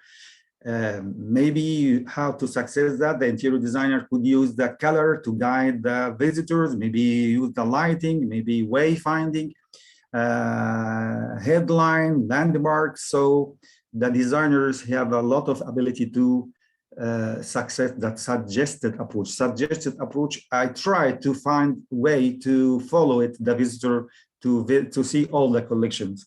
So the most challenge of difficult approach and support a comfortable learning experience and allow freedom of choosing and maintain contextual continuity. Second one, and suggested approach. In this way, the designer, he tried to be to be free, because it depends on the collection also. And suggested and suggest approach and unsuggest approach is depend on the collection. So we'll go back again that the collection, it's very, very important to imagine the space and arrange the space. Person in this unstructured approach, person may choose his or her own path without suggested route. He is free to select, depend on what is he interested. I like this collection, I don't like this collection. So because there is no any relationship between the collections, so the visitor is free to go as he wish, depend on the interested. I like this collection, don't like this. So this is this is the responsibility of interior designers to understand the collection and create the movement, and its movement and circulation, it's randomly. Last one, directed approach. Again, based on the collection, the interior designers, he tried to create the space to be matching with the collection. If we have a storyline, if you have sequentially of the collections, if there are a sequence of stories, so the most, this is direct approach, it's suitable for the collection. They have history, a storyline. The most, but the most rugged and restricted approach, the exhibition is arranged in one-way traffic flow, no choice to exit before the viewing the whole exhibition. So again, depend on the collection. If we have storyline and historical lines, so the interiors start this type of approach. I would like to stay a lot of time, and all this is the headline of the how to success the interior museum, especially in the Arab civilization. And thank you for listening. And in questions, I'm ready to stop sharing, Dr. Assam. Yes, please. Thank you very much, Dr. Jamal. And please give me back the host. It's very great. You steal the host. Give me back the host, please. Give me back my host. Thank you. Thank you very much, Dr. Jamal. It's a very interesting lecture, actually, and very informative. And I enjoyed it myself, as it gave me back the day of going back to the school and sitting in front of a great teacher giving us very nice information. And now we will go to our lifesaver, Dr. Najla. Actually, Dr. Najla, she saved the day after our friend, unfortunately, he got sick, Mr. Fahd Al-Hassani from Oman. So Dr. Najla, in the last moment, just yesterday only, she prepared her lecture and she agreed to join us. Dr. Najla Sami Abdulaziz, assistant professor. She has PhD in fine arts, obtained philosophy of doctorate of fine arts, interior architecture in lighting, and as acoustics in 2002 from the Faculty of Fine Arts, Cairo, Hilwan University. Her research focuses on interior spaces to maximize well-being and human behavior, lighting and acoustics in interior. She created a professional lighting and acoustics lab in Ajman University, and she is member of International Council of Museums, ICOM, since 1996. Dr. Najla will speak to us about the lighting necessity for an outstanding museum display as Arab collections. Please, the mic with you, Dr. Najla, and if you would like to have the host, we'll give it to you. Yes, thank you, Dr. Assam. Just to, yeah, I can share, so no need to be the host at all. But you need to share your Of screen. course, yeah. Okay. I hope it's clear now. Oh. You can share your screen. I am sharing the screen. It's not appearing. It's appearing. How did you do that? I don't know. Magic. No, mashallah. Okay, please. So thank you, Dr. Assam, Dr. Sharqawi, Sharqi, sorry. Good salam alaikum and good morning and good afternoon. In France, we say bonjour all the day because there is sun. So bonjour, everyone. I'm really pleased to be with you today. Yes, as Dr. Assam mentioned, it was last call and it was just yesterday. But since I will talk about my life specialization and my main hobby in the life, lighting, so it was fine to agree. I cannot thank enough everyone, like His Excellency Mr. Ahmed, he did. MashaAllah, he thanks everyone in details, but I will go directly to the point so you don't lose the 15 minutes. I hope I will be shorter. Today, I will discuss the lighting in the museum, and I will focus for the Arab collection actually to give a sample or example of the collection and how the lighting will affect them. If we just look to this picture, we will discover that we have two different spots of light projected on the artwork. Yes, it's not Arab maybe, but just to give the example of the lighting and the effect of lighting on the collection and artwork especially. We keep saying the collection, but we might have the building itself, the interior itself as the collection. So both of them do need all our interests and care. Lighting, in fact, could help appearing everything. We take lighting as a standard and a ready element in our life. We wake up morning, we have the light. We get to a room without lighting, we search for the switch to get the light, the artificial one. So it is really ready-made to the point that we don't think about it. Actually, it is affecting a lot on perceiving what we are surrounded and affecting even the mood of our life.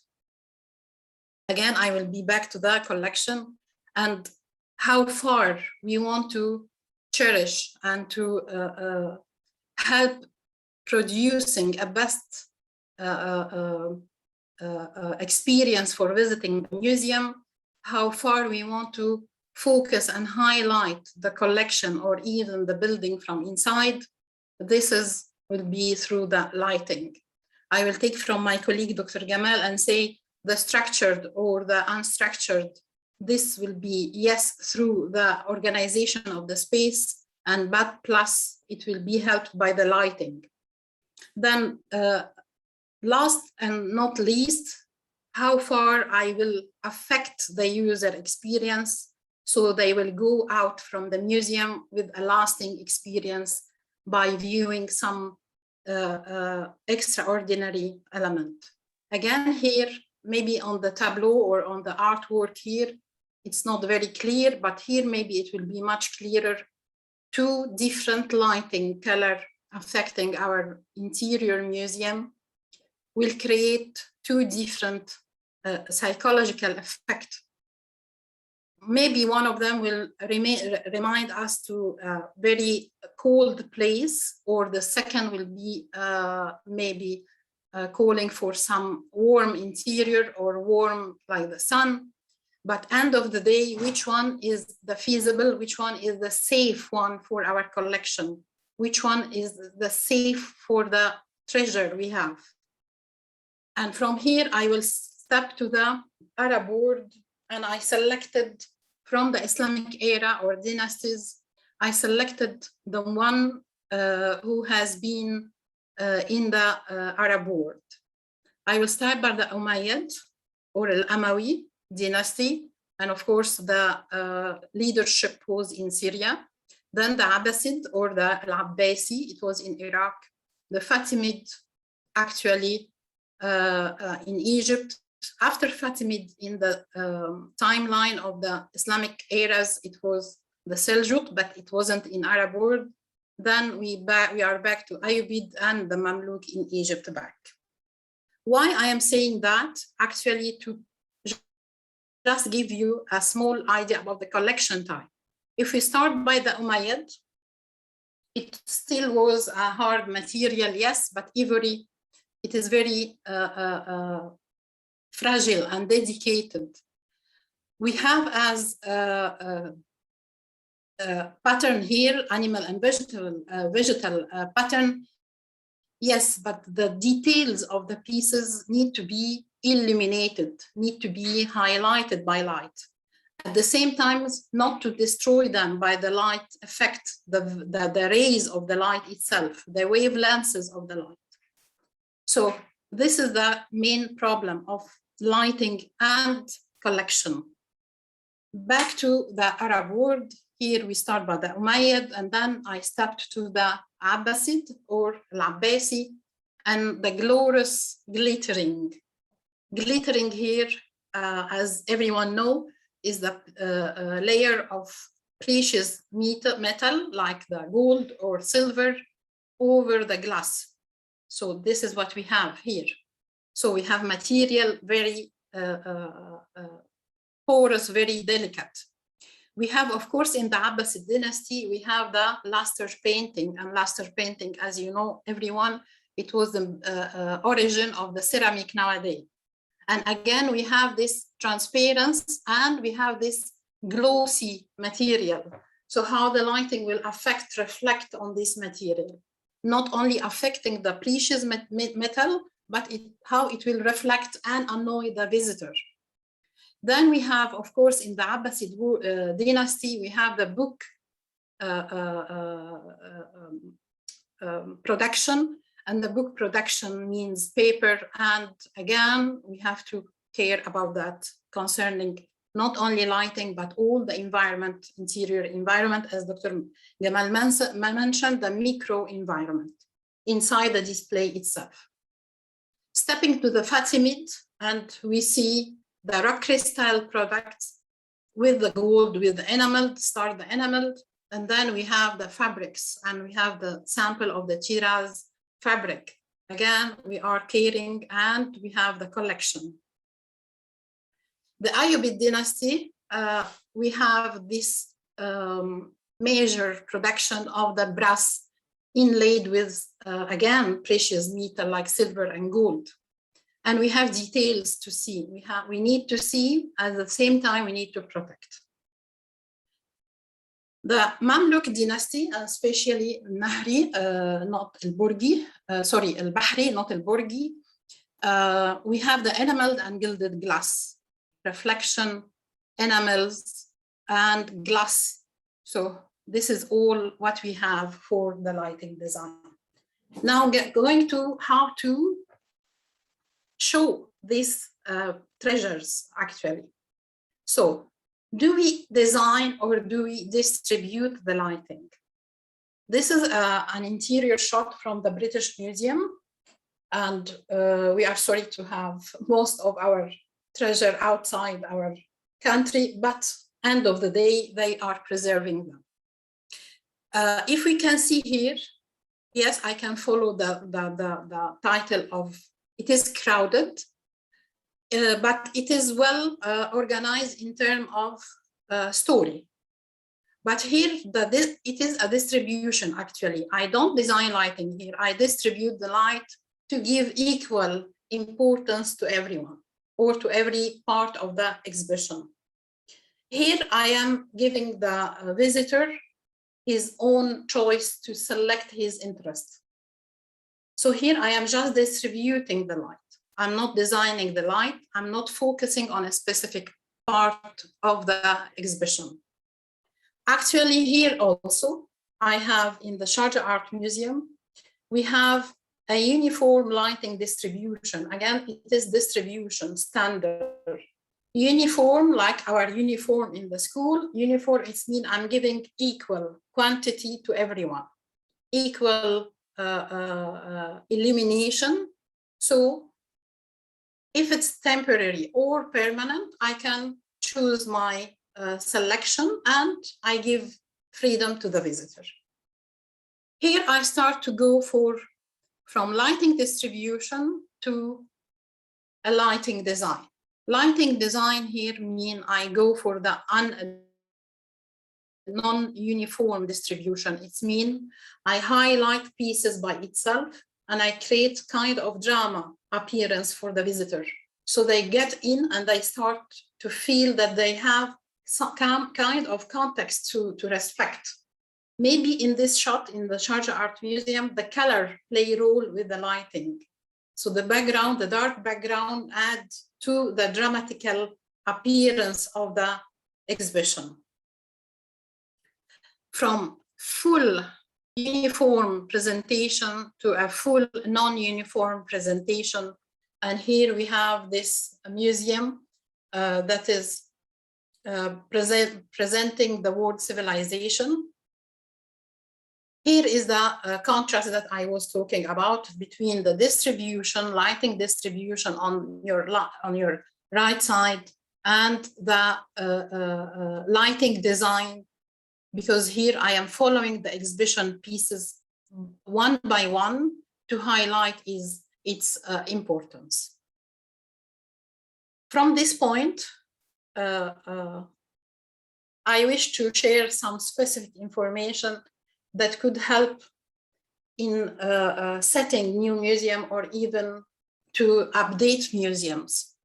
If we talk about lighting from the scientific point of view, it's a wavelength, and this wavelength includes some ultraviolet rays that affect any material. These photochemicals, this wavelengths affect actually and affect the color appearance of the pieces, the photochemicals damages. Some of this is what we call the high lenses going to the ultraviolet ray. The rays that are very warm and coming more to the infrared rays that can cause the heat and the dryness of the pieces. And as we mentioned before, we have the paper, we have the fabrics, and we have even the first one, the bronze pieces. They need to be preserved in a specific wavelengths. This is what could happen in the collection.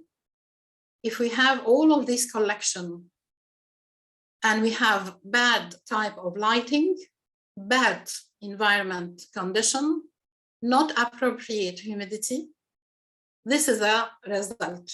The fade of color in the textiles, yeah, the disappear of part of these textiles, and even the copper, even the metal, they became brown, and we are losing them by time. To do so, I will just give small solution, but we have, of course, more to study and to apply. The time of exposure, and this could be helped with the help of the sensors. So if we have visitor in the hall, the light will switch on. If we don't have, the light will switch off or will be dimmable. Then, of course, I will not put a curtain on the pieces, but sometimes I have to put curtain to preserve them, even if I have lighting in the hall. The type of light or the type of bulb used, I have to go for the LED, the light emitted diode that produce no heat, produce no or less rays. But if I want no heat and no wavelengths, I have to go directly to the fiber optics. And here I have the system that can help giving the light to the interior or to the collection and preventing their bad effect.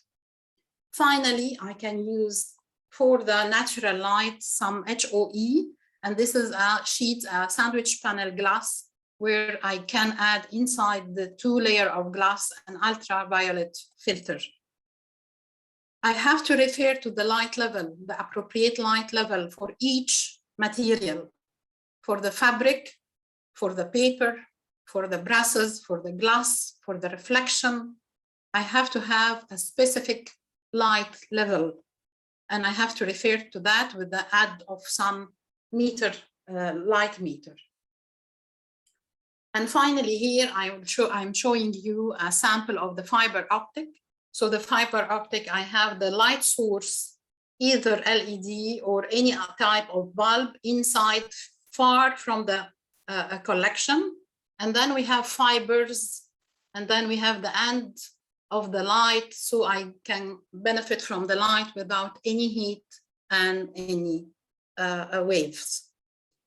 This is to preserve our treasure, as I start to say, and this will be applied to the collection as well as to the interior, in and out building, historical building. This is a short explanation about the necessity of the lighting to help preserve and to help reach an outstanding display in the museum. Not only the display, but as well as, and maybe before the display, to preserve our heritage. Thank you for listening. I hope I did not take too much time, and I'm not host, I'm ready for your question. Thank you very much, Dr. Najla, for this very important lecture. We all enjoyed it, actually, and it was very informative when ensuring the very main task of having our treasures in our museums is to preserve it and showcase it. I would like now to move to our next guest, and I believe she's one of our honorable guests today, Dr. Shirin Milkova from Azerbaijan. She's the chair of ICOM Azerbaijan, director of Azerbaijan National Carpet Museum, Baku, and the chair of ICOM Azerbaijan National Committee, of course, yes. And actually, she was working on the protection and popularization of the historical heritage of Azerbaijan.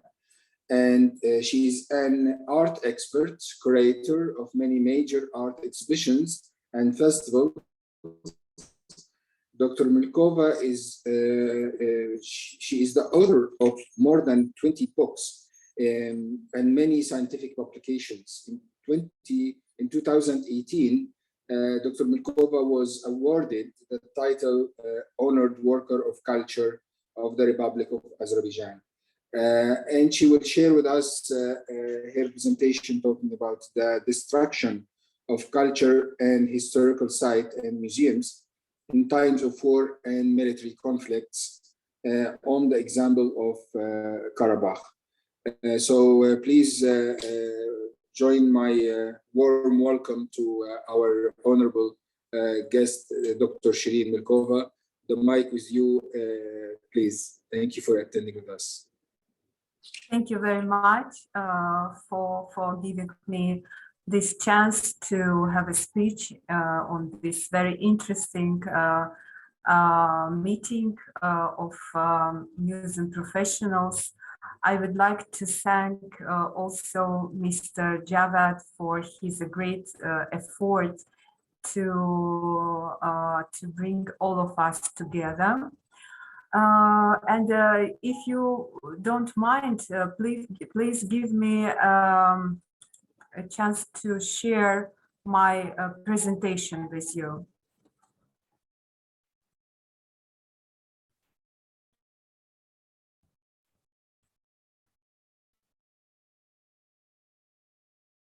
I can hear.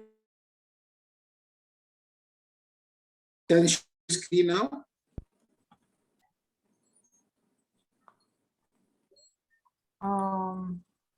Yes, but I I can't see the presentation itself.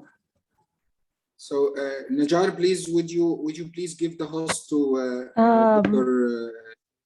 Dr. Shireen, did you share the screen? Did you put push the button? Yeah, I try. Okay. I try to share it. Okay. Yeah. Camille, vas-y de.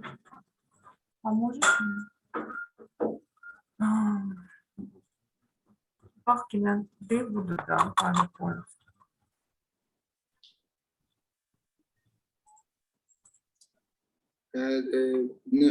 Najar, please. Sometimes it's not possible for our guests, maybe for change of the version of Zoom. So would you please give us? Okay. Do you see? Do you see? Yes. Now? Yes. Yes. Yes. Yes. Yes, we can see it. Thank you. Yes. Okay. Yes. Thank you very much.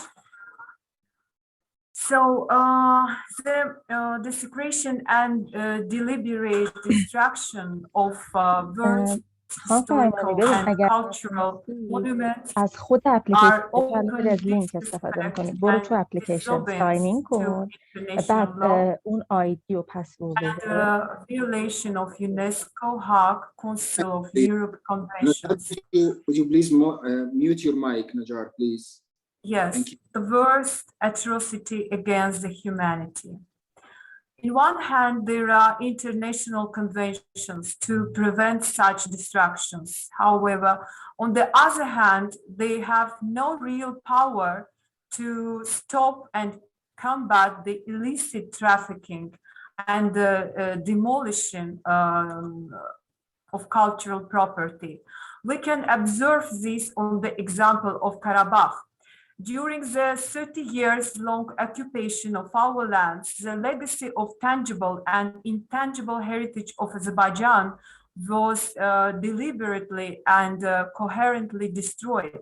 Here in the presentation, you can see the names of 22 Karabakh museums and their branches, which kept over 100,000 exhibits representing the invaluable heritage of Azerbaijan. During the war in 1992, Azerbaijanis were forcibly expelled from their lands within a couple of hours. Most were brutally killed. There was no time to evacuate the exhibits or put into action an emergency plan.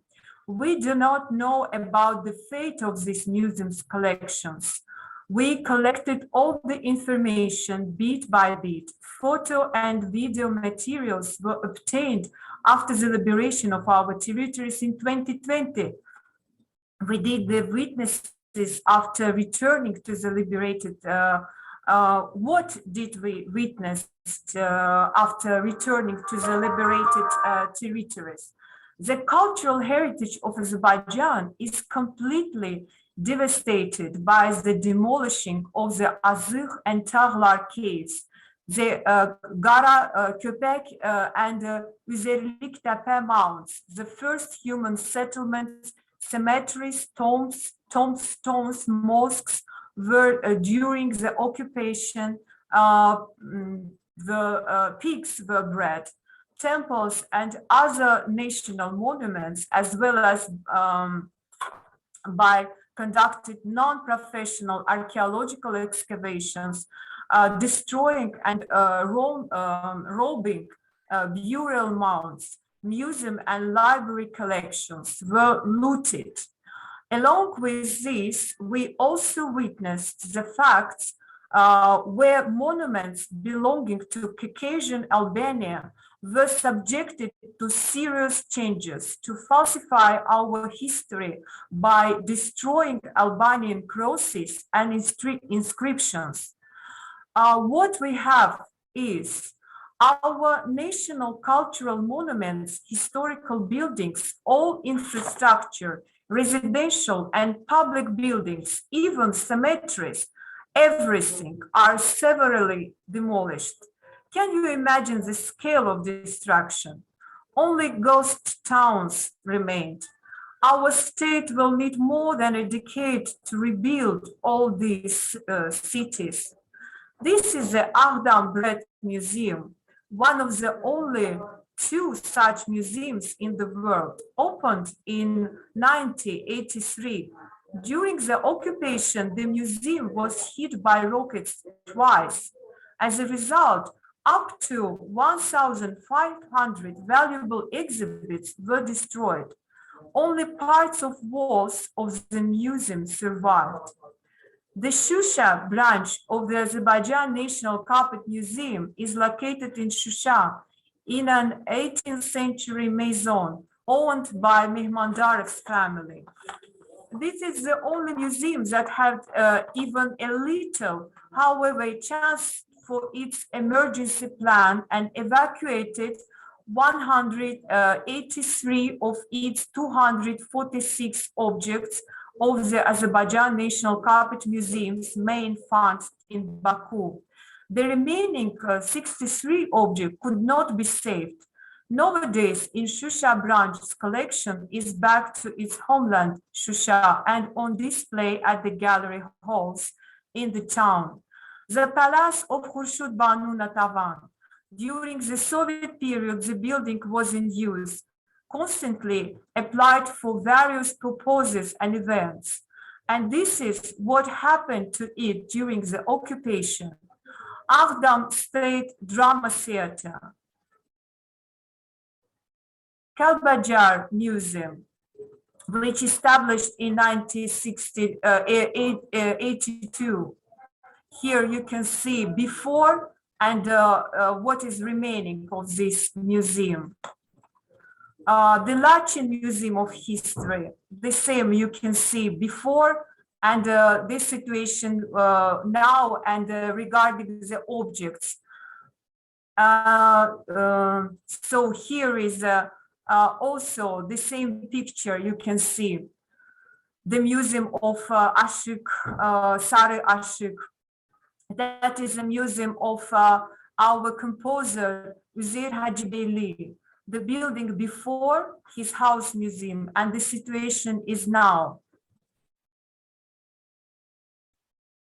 Zangilan Museum of History with the greatest collection of sculpture of medieval time.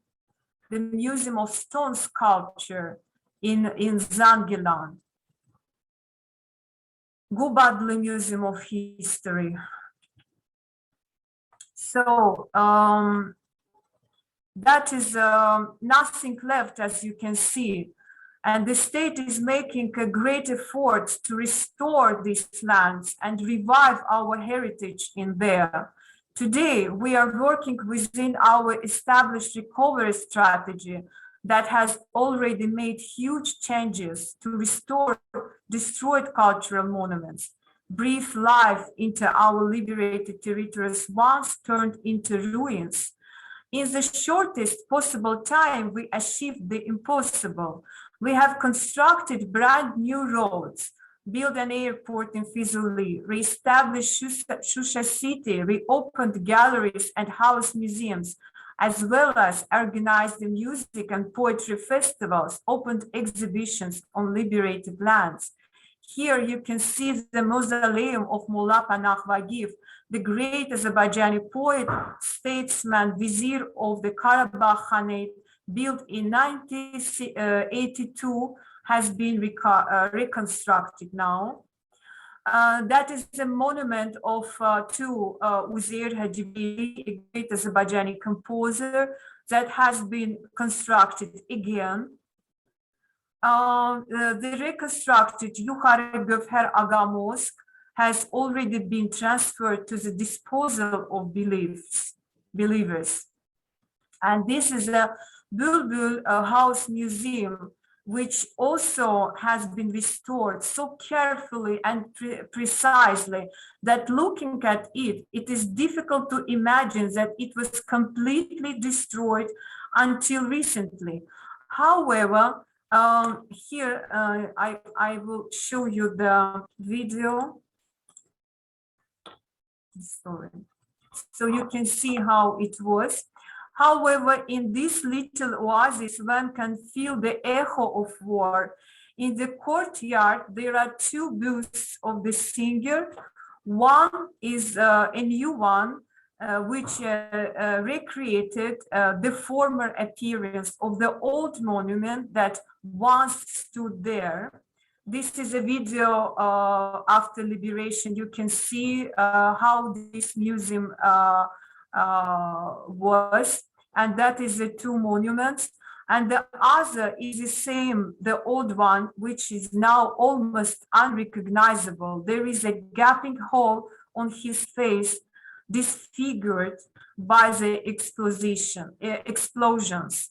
The first bust is a tribute to a singer talent. The second is a silent evidence of vandalism, a monument of the war.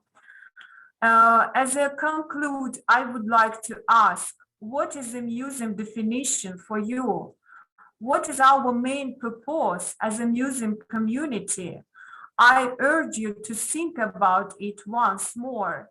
Our example can become a precedent for the role of museums, their protection and rights, and the responsibilities of international organizations.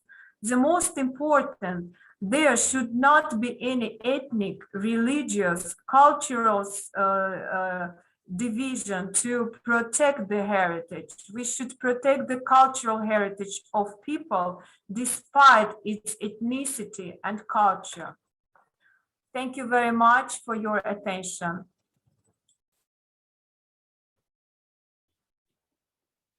Thank you very much, Dr. Mirkova. It was our pleasure to have you on board with us. And it's very important message how to preserve our heritage.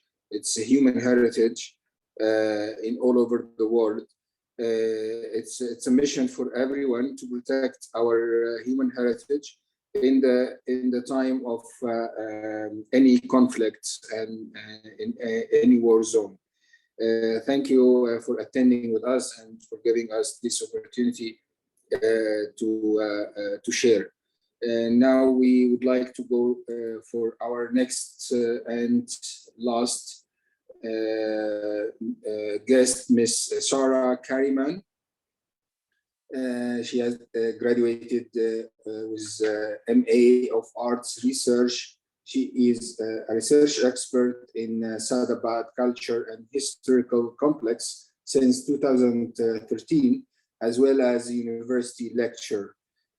She's gonna share with us her lecture about museum and retrieving previous missions. It's a very interesting topic, and please welcome Ms. Sarah. Thank you for waiting till the end. It's we appreciate it very much, and the mic with you, please. You may start.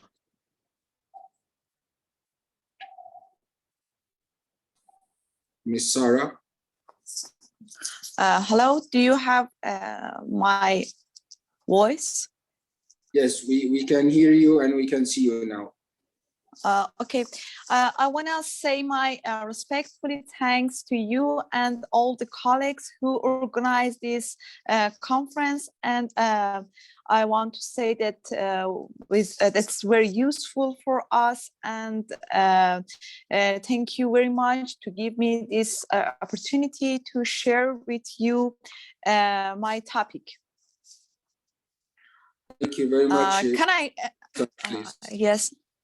Can I share my file? Yes, please do. Yes. As you know, today I want to discuss about the topic that is a museum and recovery of previous mission. My approach of this article is somehow philosophical. And I want to somehow refer to 2021 slogan of ICOM's International Museum Community slogan, and somehow review what's about and how can we recover some previous mission. Maybe it needs to we focus on some basic meaning and some basic definition. So I want to get a start from this part. What is the main pillars of the formation of museum? I want to refer that what is the main pillar and what is that the primitive museum follow to do. I believe that the primitive museum established on 4 main pillars and try to follow these four pillars. The first is collecting, display, visiting, and research. Obviously, up to now, we follow this 4 approach. And what I want to notice about that, how much these 4 pillars change up to now, and how much we must protect and focus on these 4 main pillars. For this goal, I think that we reviewed that how museum works. I mean that in the next step that we review the 4 pillars, we must know that what is the museum role and how museum works. In my belief, museum works on 3 different space, and somehow sometimes they cover each other. The first is expanding science. I believe that all the museum expand science in different way, and I believe that it's one of the most important role of each museum. The second role is develop public information and culture. During the 300 years that museum works in public place, follow this role and try to do it and have some aspect on the public information and culture. And another space that museum works on is entertainment. Nowadays, maybe some museums try to forget about this part of museum role, and I think that's very important part of museum jobs and museum role that shouldn't be forget. On the other hand, when we talk about museum, we must pay attention to some specific role and specific aspects of museum that some other, for example, scientific foundation or cultural foundation or maybe library doesn't have, and that's something makes a museum different with them. I believe that most of these differences are around visiting. What happened for a visitor? What happened for an audience when visit a museum that makes museum different with other foundation, other cultural foundation? First, what happened in visual experience? When we are in museum, we experience some things visual that makes museum different with other space. And the other point is experience the place. For example, when we located in some scientific space, we don't care about the place. Also, all the physical place have some specs on us. But what we happen in museum is that we try to planning some some experience in the place. And I believe that it's somehow a program of a museum, and that's a vision and mission of museum that make a sense for a visitor to experience something different in the place that don't forget forever. And a sense of uniqueness. Most of the museum focus on some kind of artwork or some kind of location that are unique around the world. And what happened for a visitor that sense it and remind it and try to repeat this experience. That's a value of a museum, to invite the visitor more and more. The challenge is that in contemporary and in recent time, most of the museum try to do most of the activity in virtual space, and I believe that virtual activity has some potential for museum that makes them bigger and makes them not physical for all the activity. But what happened in a virtual visit? Virtual visit facing a large amount of information. You know that when we encounter with a virtual space, we visit a lot of news, a lot of information from different sources, and we face with a lot of information. And maybe some part of visitors and some part of followers don't care about that's a museum or that's a library or something else. So what happened in this case, I believe that visitor just facing with information and lose the main mission of the museum maybe. And the other point about virtual visit or virtual access to the museum is that easy access and loss of sense of space. Actually, in a virtual visit, we lose the sense of space. That was very important in museum case. The visitor needs to have experience in the space, and most of the museum make a plan for visitors to experience this uniqueness of the space. And actually the next things happen for a visitor is that no memory, no experience.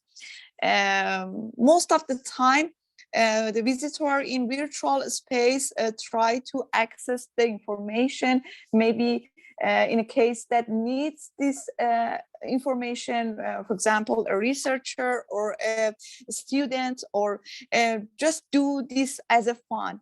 In both cases, I believe that no memory remain for visitors and no experience happen for the visitor.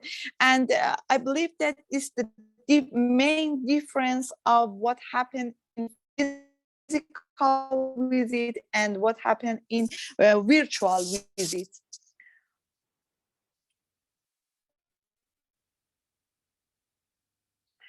The next topic I want to talk about is that, again, the difference between museum and some other space that do scientific activity.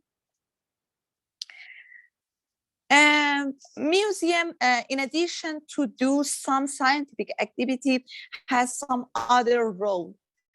And maybe nowadays in contemporary era, individual and social action, one of the most mission of the museum. Maybe in other foundation, we don't look for some social action, but nowadays we ask museum to have some act about social movement, and in sometimes we ask museum to make role and have some solution for some social action. On the other hand, temporary event and exhibition is one of the mission of the museum.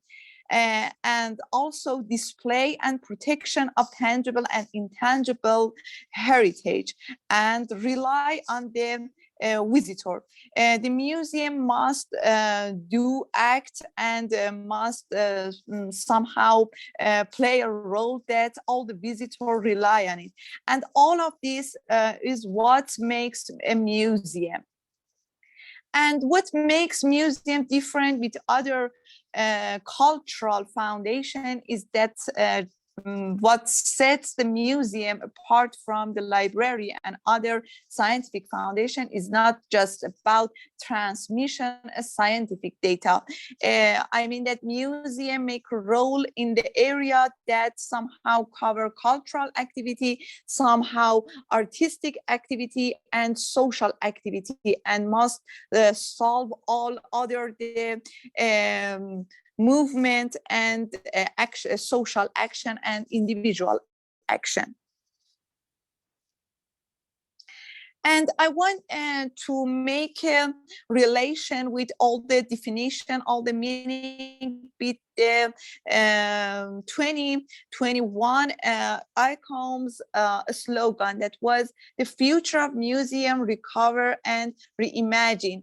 I want to tell that when we talk about recovering and reimagine, maybe refers to something lost. And that's note us about something that maybe we forget about it or do not pay attention enough to this.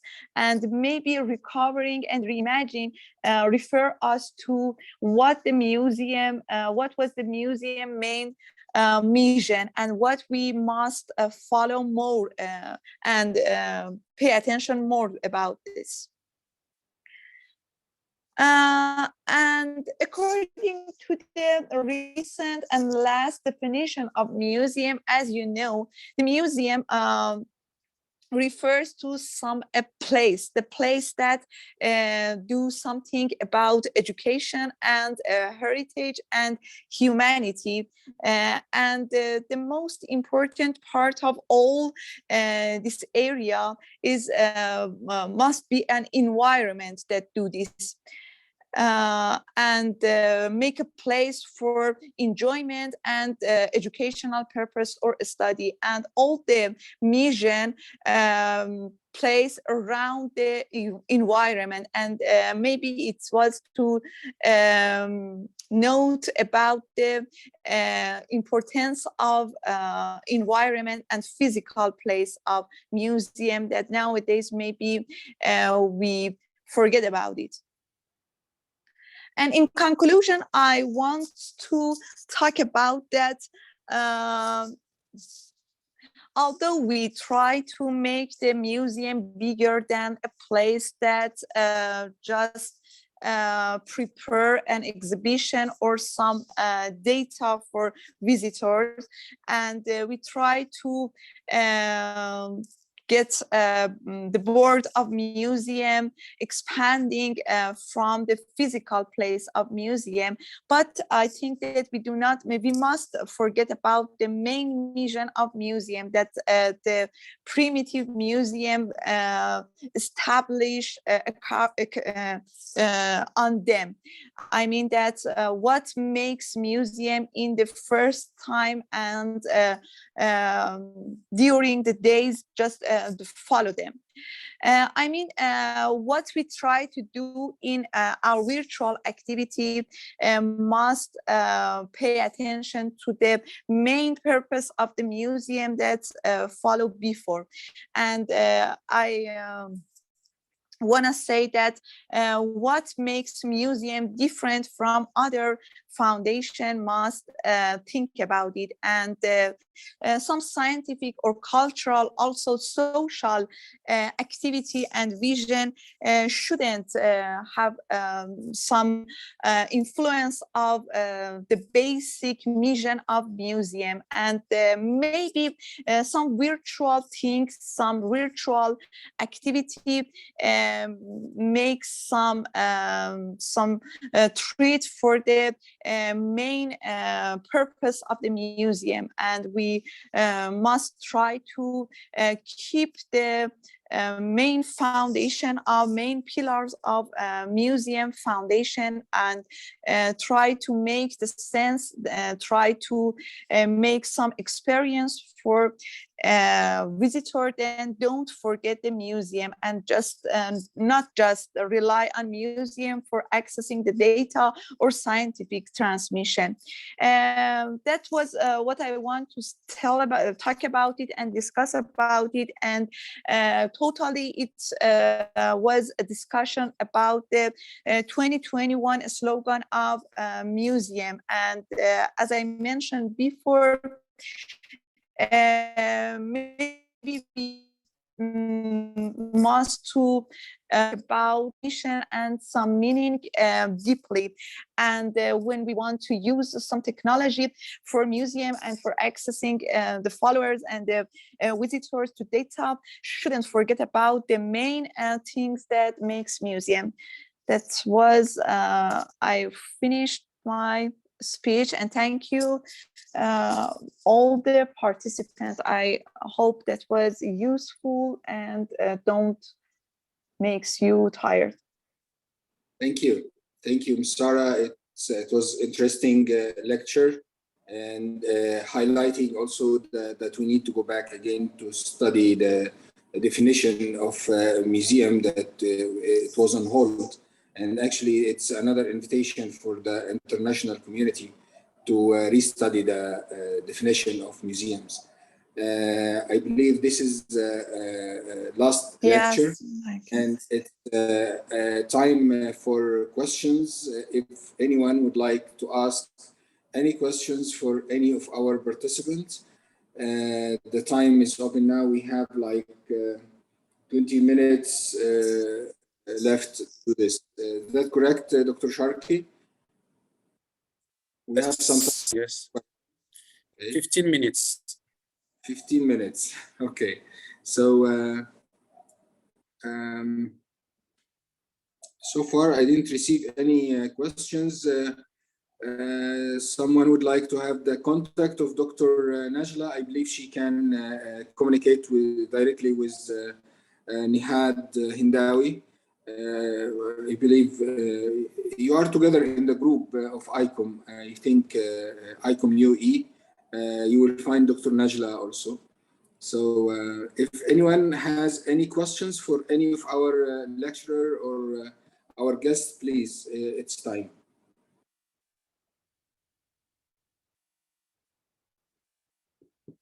Okay. Najar, did you receive any questions from our guests? No, I haven't received anything yet. No, nothing. I cannot see any question. So I believe we're gonna wrap it out now. If anyone would like to add anything, it's time. If not, I would like. I think we received some message. Hello from Gulnaz. First of all, okay, just yes, my apologies.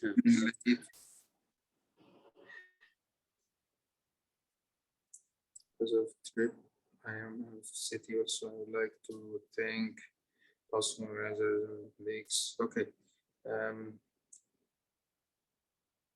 Thank you very much. So it's a thanking message from our colleague Gulnaz for joining late, and she thanked everyone. I would like to join my voice to everyone to thank Dr. Sharkey Al-Dahmali, Vice President of ICOM Arab, Mr. Muhammad Akhtar Javed, the founder of International Virtual Conference of Museums and the founder of ICON Family, His Excellency Engineer Rashad Bokhash, for giving us the opportunity to be here together. His Excellency Mr. Ahmed Abeid Al-Mansouri, founder of the CCM Museum, Dr. Jamal Al-Samanoudi, Associate Professor in Ajman University, Dr. Najla Sami Abdulaziz, Assistant Professor in Ajman University, Dr. Shireen Milkova, Chair of ICOM Azerbaijan, Ms. Sarah Kariman, Research Expert in Saadabad Culture and Historical Complex. Thank you, everyone, and thank you for attending with us. Thank you for all the lectures. Thank you for listening, and we hope to see you tomorrow. There is another lecture chaired by also Dr. Sharpi. Please, everyone, join us. Thank you very much, and see you soon. Bye. Thank you.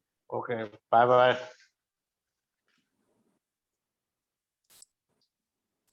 Goodbye. Thank you very much. Thank you. Thank you. Thank you, everyone. Good day, everyone.